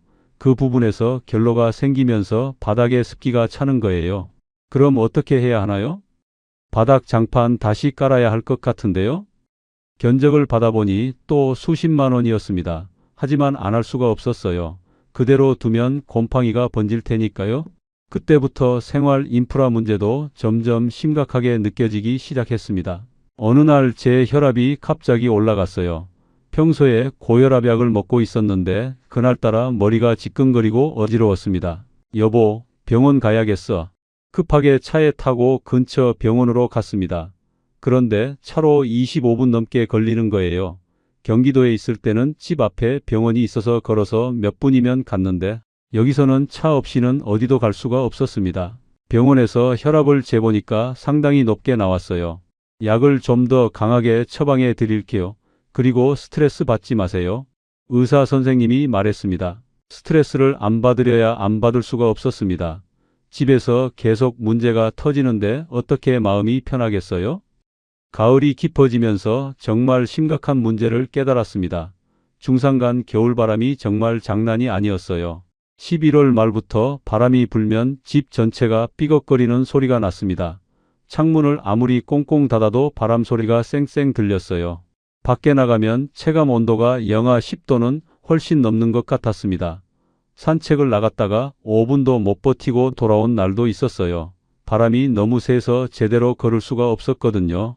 난방비도 급격히 올라갔습니다. 12월 난방비가 40만 원대 중반이 나왔어요. 1월에는 50만 원을 넘어섰습니다. 경기도에 있을 때보다 2배 이상 나오는 거였어요. 보일러를 약하게 틀면 집이 너무 추웠고 세게 틀면 난방비 폭탄이었습니다. 여보, 이렇게 난방비 나가면 우리 어떻게 살아요? 아내가 걱정스럽게 말했습니다. 조금만 참자, 봄 되면 괜찮아질 거야. 하지만 저도 불안했습니다. 통장 잔고가 계속 줄어들고 있었거든요. 아내는 점점 힘들어했습니다. 여보, 여긴 여행지지 사는 곳이 아닌 것 같아요. 아내의 그 말이 가슴에 꽂혔습니다. 저도 이미 느끼고 있었거든요. 처음 6개월은 신기하고 좋았지만 1년을 살아보니까 현실이 보이기 시작한 거예요. 겨울을 지나 2024년 봄이 왔습니다. 하지만 기쁘지 않았어요. 작년 봄과는 완전히 다른 마음이었습니다. 3월 어느 날 딸 서연이한테 전화가 왔습니다. 아버지, 엄마 목소리가 안 좋으신 것 같아요. 괜찮으세요? 괜찮아, 걱정 마. 겉으로는 괜찮은 척했지만 사실 저도 불안했습니다. 아내는 요즘 밤에 잠을 잘 못 잔다고 했어요. 습기 때문에 이불이 눅눅한 느낌이 든다면서요. 빨래도 잘 안 말라서 집안에 퀴퀴한 냄새가 나기 시작했습니다. 마당 관리도 점점 버거워졌어요. 250평이라는 게 처음에는 좋아 보였는데 관리하기엔 너무 넓었습니다. 잡초가 금방 허리까지 자라났어요. 일주일만 방치하면 정글이 되는 느낌이었죠. 65인 제 체력으로는 감당하기 힘들었습니다. 무릎도 아프기 시작했어요. 마당일 때문에 무릎을 혹사한 거였습니다. 병원에 갔더니 의사 선생님이 말했습니다. 관절이 좀 약해지셨네요. 무리하지 마세요. 진통제 처방받고 돌아오는 길에 정말 허무한 생각이 들었어요. 내가 뭐하러 여기까지 와서 이러고 있나? 5월 말 정말 심각한 일이 벌어졌습니다. 어느 날 밤 갑자기 천둥 번개와 함께 폭우가 쏟아졌어요. 제주도에서 겪어본 비 중에 가장 심한 비였습니다. 빗소리가 너무 커서 잠을 잘 수가 없었어요. 새벽 3시쯤 거실에서 이상한 소리가 들렸습니다. 뚝뚝뚝 물방울 떨어지는 소리였어요. 급하게 일어나서 거실로 나갔더니 천장에서 물이 떨어지고 있었습니다. 그것도 한두 군데가 아니었어요. 3군데에서 물이 똑똑 떨어지고 있었어요. 이거 어떻게 해요? 아내가 다급하게 소리쳤습니다. 저는 황급히 양동이와 대야를 가져다 놓았어요. 밤새 물 받는 그릇들을 비우고 다시 놓고를 반복했습니다. 정말 악몽 같은 밤이었어요. 다음 날 아침 천장을 자세히 살펴봤습니다. 물이 센 부분이 불룩하게 부풀어 올라 있었어요. 손으로 살짝 눌러보니까 푹 들어갔습니다. 천장 석고보드가 물을 먹어서 완전히 무른 상태였던 거예요. 급하게 수리업체를 불렀습니다. 기술자가 와서 한참을 점검하더니 심각한 표정으로 말했습니다. 지붕 전체를 다시 봐야겠는데요. 방수막이 여러 곳에서 손상됐어요. 그리고 천장도 일부 교체해야 합니다. 얼마나 들까요? 최소 1,000만 원은 넘게 들 겁니다. 순간 머리가 멍해졌습니다. 1,000만 원 넘게. 리모델링한 지 1년 반밖에 안 됐는데 벌써 이런 큰 돈이 또 들어가는 거예요. 통장 잔고를 확인해 봤습니다. 작년부터 수리비로 조금씩 나간 데다가 생활비까지 쓰다 보니 남은 돈이 얼마 없었어요. 일단 견적서 보내주세요. 기술자를 돌려보냈습니다. 그날 밤 아내와 진지하게 이야기를 나눴어요. 여보, 이거 계속 이렇게 돈 들어가면 안 되는 거 아니에요? 나도 알아. 근데 어떻게 해? 수리를 안 할 수도 없고 1,000만 원 넘게 들여서 수리를 해도 과연 또 문제가 안 생길까요? 저는 확신이 안 서요. 아내 말이 맞았습니다. 저도 확신이 없었어요. 6월 초 결국 수리를 하기로 했습니다. 안 할 수가 없었어요. 비만 오면 물이 새는데 그냥 살 수는 없잖아요. 국민연금을 중도 인출했습니다. 페널티 30%를 떼고 나니 생각보다 적게 나왔어요. 그걸로 수리비를 치렀습니다. 수리 기간 동안 저희는 집에서 살 수가 없었습니다. 천장을 뜯어내는 작업이라 먼지가 엄청났거든요. 할 수 없이 근처 민박집에 한 달 동안 머물렀어요. 하루에 몇만 원씩, 한 달에 100만 원 넘게 또 나갔습니다. 민박집에서 지내는 동안 정말 많은 생각을 했어요. 내가 왜 여기 왔을까? 경기도에 있었으면 이런 고생 안 했을 텐데 후회가 밀려왔습니다. 7월 초 수리가 끝나고 다시 집으로 돌아왔습니다. 천장은 깨끗하게 새로 해놨고 지붕도 완전히 방수 처리를 다시 했다고 했어요. 잔금을 치렀습니다. 통장 잔고가 확 줄었어요. 이제는 괜찮겠지 스스로를 위로했지만 마음 한구석이 불안했습니다. 그런데 7월 말 정말 치명적인 일이 벌어졌습니다. 아내가 갑자기 쓰러진 거예요. 아침에 일어나더니 현기증이 난다면서 비틀거리는 거예요. 급하게 부축해서 병원으로 갔습니다. 차로 30분 걸려서 병원에 도착했어요. 그 30분이 정말 길게 느껴졌습니다. 스트레스성 어지럼증입니다. 많이 불안하셨나 봐요. 의사 선생님의 말에 아내가 눈물을 글썽였습니다. 저도 가슴이 아팠어요. 아내가 이렇게까지 힘들어하는 줄 몰랐거든요. 병원에서 돌아오는 길에 아내가 떨리는 목소리로 말했습니다. 여보, 저 여기서 못 살겠어요. 제발 올라가요. 그 순간 정말 마음이 무너졌어요. 아내를 이렇게 만든 게 다 제 잘못이라는 생각이 들었습니다. 알았어, 우리 올라가자. 그날 저녁 아들 민수한테 전화가 왔습니다. 아버지, 저 회사 망했어요. 빚만 3,000만 원 남았어요. 전화기 너머로 들려온 민수의 떨리는 목소리에 저는 아무 말도 할 수 없었습니다. 아버지 집 때문에 제가 더 도와드려야 했는데 죄송해요. 아니야, 내 잘못 아니야. 부자가 함께 눈물을 흘렸습니다. 그날 밤 딸 서연이한테도 전화가 왔습니다. 아버지, 이제 집 파세요. 1억 원대 초반에 팔겠다는 사람 나타나면 무조건 파세요. 더 기다리면 더 떨어져요.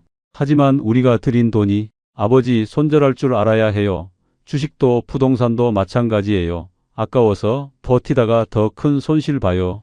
서연이 말이 맞았습니다. 하지만 쉽게 결정이 서지 않았어요.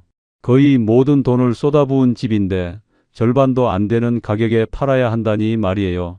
8월 초 아내가 먼저 경기도로 올라갔습니다. 딸 서연이가 차로 공항까지 마중 나왔다고 하더라고요. 아내를 공항에 배웅하고 돌아오는 길에 정말 외롭고 허무했습니다. 혼자 남은 제주 집은 너무 컸어요. 밤이 되면 바람 소리만 들렸습니다. 외로움과 후회가 동시에 밀려왔어요. 곧바로 부동산을 통해 매물을 내놨습니다. 처음에는 1억 9천만 원에 내놨어요. 집값과 리모델링 비용, 추가 수리비까지 합치면 2억 원이 훨씬 넘게 들어간 집이니까 최소한 1억 9천은 받아야 본전이라도 찾는다고 생각했습니다. 사장님, 요즘 중산간 전원주택은 잘 안 나가요? 거래가 거의 없습니다. 부동산 중개사가 난색을 표했습니다. 그래도 누군가는 사겠죠. 이렇게 좋은 집인데. 하지만 저는 믿고 싶지 않았어요. 한 달이 지났습니다. 문의 전화가 딱 한 통 왔어요. 그것도 구경만 하고 연락이 끊겼습니다. 사장님, 가격을 좀 낮추셔야 할 것 같아요. 중개사가 조심스럽게 말했습니다. 9월 중순 가격을 1억 7천으로 낮췄습니다. 2천만 원을 깎은 거예요. 그래도 연락이 없었습니다. 밤마다 잠을 제대로 잘 수가 없었습니다. 집은 안 팔리고 통장 잔고는 계속 줄어들고 아내는 경기도에서 혼자 힘들어하고 10월 말 결국 1억 5천까지 낮췄습니다. 거의 절반 가격이었어요. 그래도 매수자가 나타나지 않았습니다. 사장님, 솔직히 말씀드리면 중상가는 지금 매물만 쌓여 있어요. 다들 팔려고 내놓는데 사는 사람이 없습니다. 부동산 중개사의 말이 뼈저리게 와닿았습니다. 관광붐도 끝났고 전원생활 열풍도 식었어요. 게다가 중상가는 접근성이 안 좋아서 더 안 팔려요. 제가 왜 이 말을 진작 듣지 못했을까? 집을 사기 전에 이런 정보를 알았더라면. 11월 초 제 건강도 악화됐습니다. 고혈압이 심해져서 약을 2배로 늘렸어요. 무릎도 계속 아파서 걷기가 힘들었습니다. 계단 오르내리기도 힘들 정도였죠. 혼자 있으니까 식사도 제대로 못했어요. 라면이나 간단한 것만 먹다 보니 체력이 떨어졌습니다. 어느 날은 진통제를 먹고 집안을 둘러보다가 장판 아래에 곰팡이가 번진 걸 발견했어요. 손전등으로 비춰보니까 검은 곰팡이가 넓게 퍼져 있었습니다. 그 순간 정말 모든 게 무너지는 느낌이었어요. 이 집은 이제 끝났구나. 아무리 수리해도 소용없구나. 딸 서현이가 전화를 했습니다. 아버지, 이제 정말 올라오셔야 해요. 혼자 계시면 안 돼요. 알았어. 조금만 더 있다가 갈게. 하지만 집은 팔리지 않았습니다. 3달 동안 문의 전화가 딱 2통 왔는데 둘 다 가격을 더 깎으라는 말만 하고 끊었어요.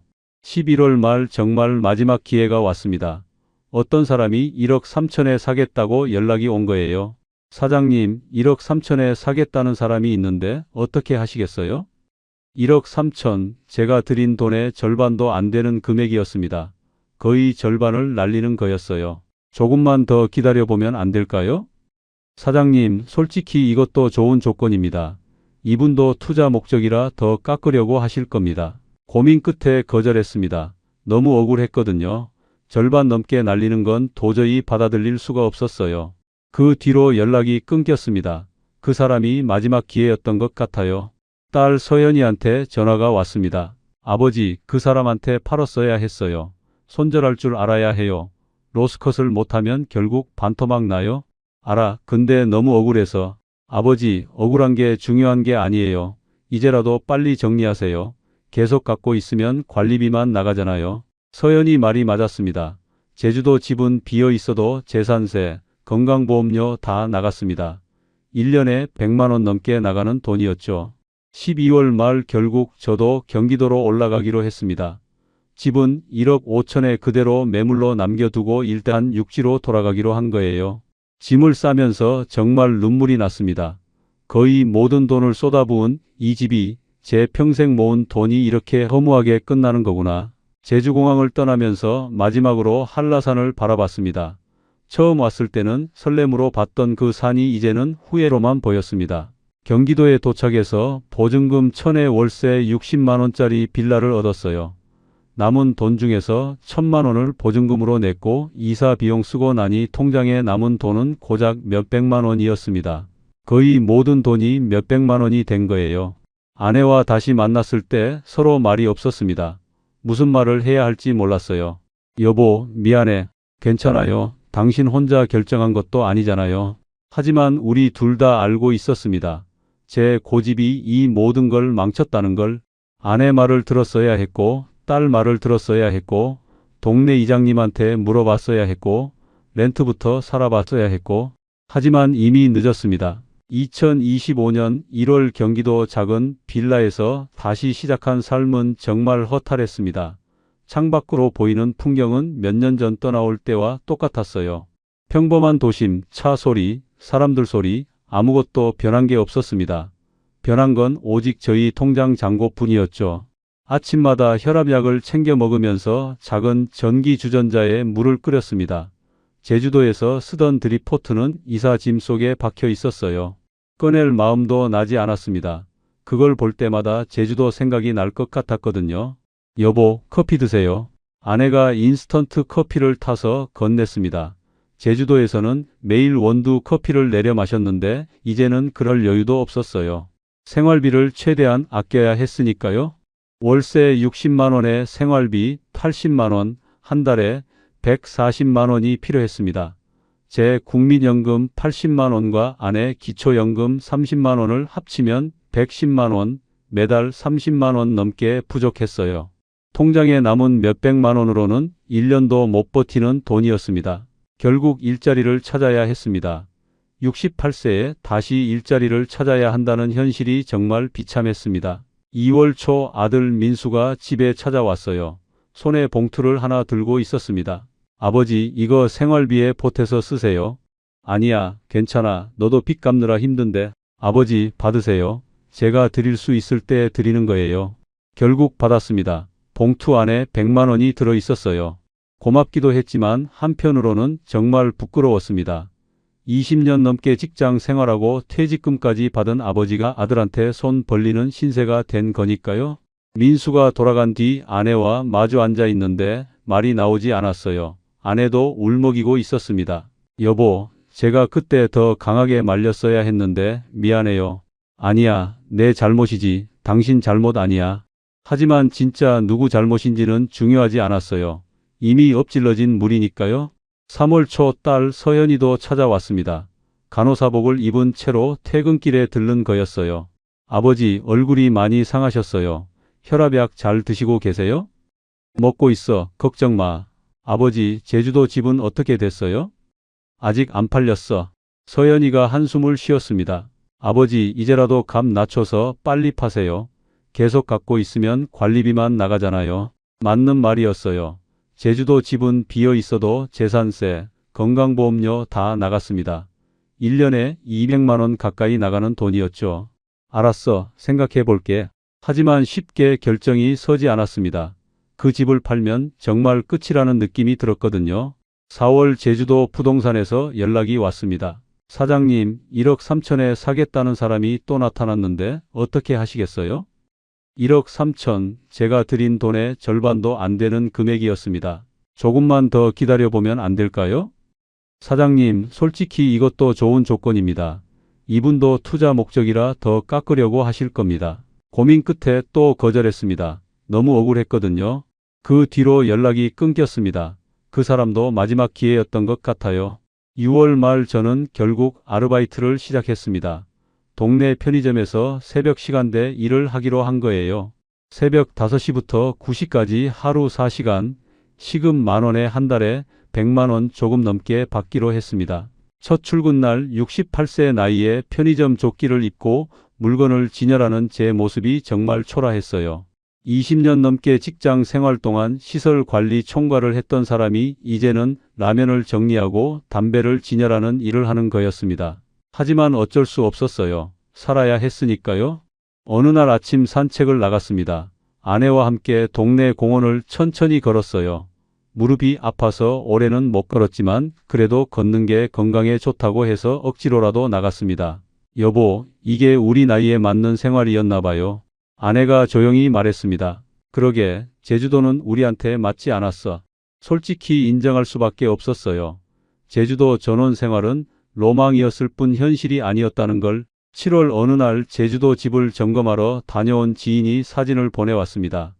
1년 넘게 사람이 살지 않으니 집이 완전히 망가져 있었어요. 천장에서 또 물이 샌 흔적이 있었고 벽에는 곰팡이가 번져 있었고 마당은 잡초가 무성했습니다. 창문 일부는 바람에 깨진 것도 있었어요. 이 집은 이제 정말 끝났구나. 그 사진을 보는 순간 모든 걸 포기하게 됐습니다. 더 이상 미련을 가질 이유가 없었어요. 지금 와서 돌이켜보니까 제가 정말 어리석었습니다. 전원 생활을 시작하기 전에 계산했어야 할 게 너무 많았어요. 첫째, 의료 접근성. 68세면 언제 어디서 아플지 모르는 나이입니다. 병원까지 차로 30분 걸리는 곳에서 사는 건 정말 위험한 일이에요. 실제로 아내가 쓰러졌을 때 얼마나 불안했는지 모릅니다. 둘째, 교통과 생활 인프라. 마트 한 번 가는데 20분 넘게. 대중교통도 없는 곳, 차 없으면 아무것도 할 수 없는 환경이었어요. 나이 들면 운전도 힘들어지는데 그런 건 전혀 생각 못했습니다. 셋째, 기후와 집 관리. 제주도 습기와 바람을 완전히 무시했어요. 리모델링을 아무리 잘해도 자연환경을 이길 수는 없습니다. 특히 중산가는 습도가 높고 바람이 세서 집이 빨리 상해요. 넷째, 부동산 유동성. 가장 큰 실수였습니다. 중산간 전원주택은 사는 사람보다 파는 사람이 훨씬 많아요. 팔고 싶을 때 못 파는 게 가장 큰 문제예요. 돈이 집에 묶여 버리는 거죠. 다섯째, 노후 자금의 안전성, 거의 모든 돈을 한 번에 쏟아부은 게 정말 큰 실수였어요. 최소한 절반은 현금으로 남겨뒀어야 했습니다. 집에 문제가 생기거나 건강이 나빠졌을 때 대처할 방법이 없었거든요. 여섯째, 가족과 전문가의 조언. 아내가 렌트부터 살아보자고 했을 때, 딸이 병원 가까운 곳으로 가라고 했을 때, 동네 이장님한테 업체 추천받자고 했을 때 전부 무시했습니다. 제 경력만 믿고. 일곱째, 손절 타이밍. 1억 3천에 팔 기회가 2번이나 있었는데 억울해서 거절했습니다. 아까워서 버티다가 결국 더 큰 손실을 본 거죠. 전원 생활은 로망이 아니라 철저한 계산이어야 합니다. 나이가 들수록 살고 싶은 곳보다 버틸 수 있는 곳이 중요해요. 편의점, 병원, 약국이 가까운 곳, 대중교통이 있는 곳, 사람들이 있는 곳, 그게 진짜 노후에 필요한 환경입니다. 지금 제주도 집은 여전히 1억 5천의 매물로 나와 있습니다. 1년 넘게 팔리지 않고 있어요. 그냥 방치된 채 썩어가고 있는 거죠. 제 평생 모은 돈이 그 집과 함께 사라지고 있습니다. 68세 편의점에서 아르바이트를 하며 사는 지금의 삶이 초라하긴 하지만 최소한 아내와 함께 건강하게 살아갈 수 있다는 것만으로도 감사하게 생각하려고 합니다. 우리의 이 사연이 마음에 남았다면 좋아요를 눌러주세요. 그리고 소중한 사람들과 함께 이 이야기를 나눠주시길 바랍니다. 여러분의 한마디가 누군가에겐 큰 위로가 될 수 있습니다. 영상이 마음에 드셨다면 구독과 좋아요, 응원 부탁드립니다. 감사합니다.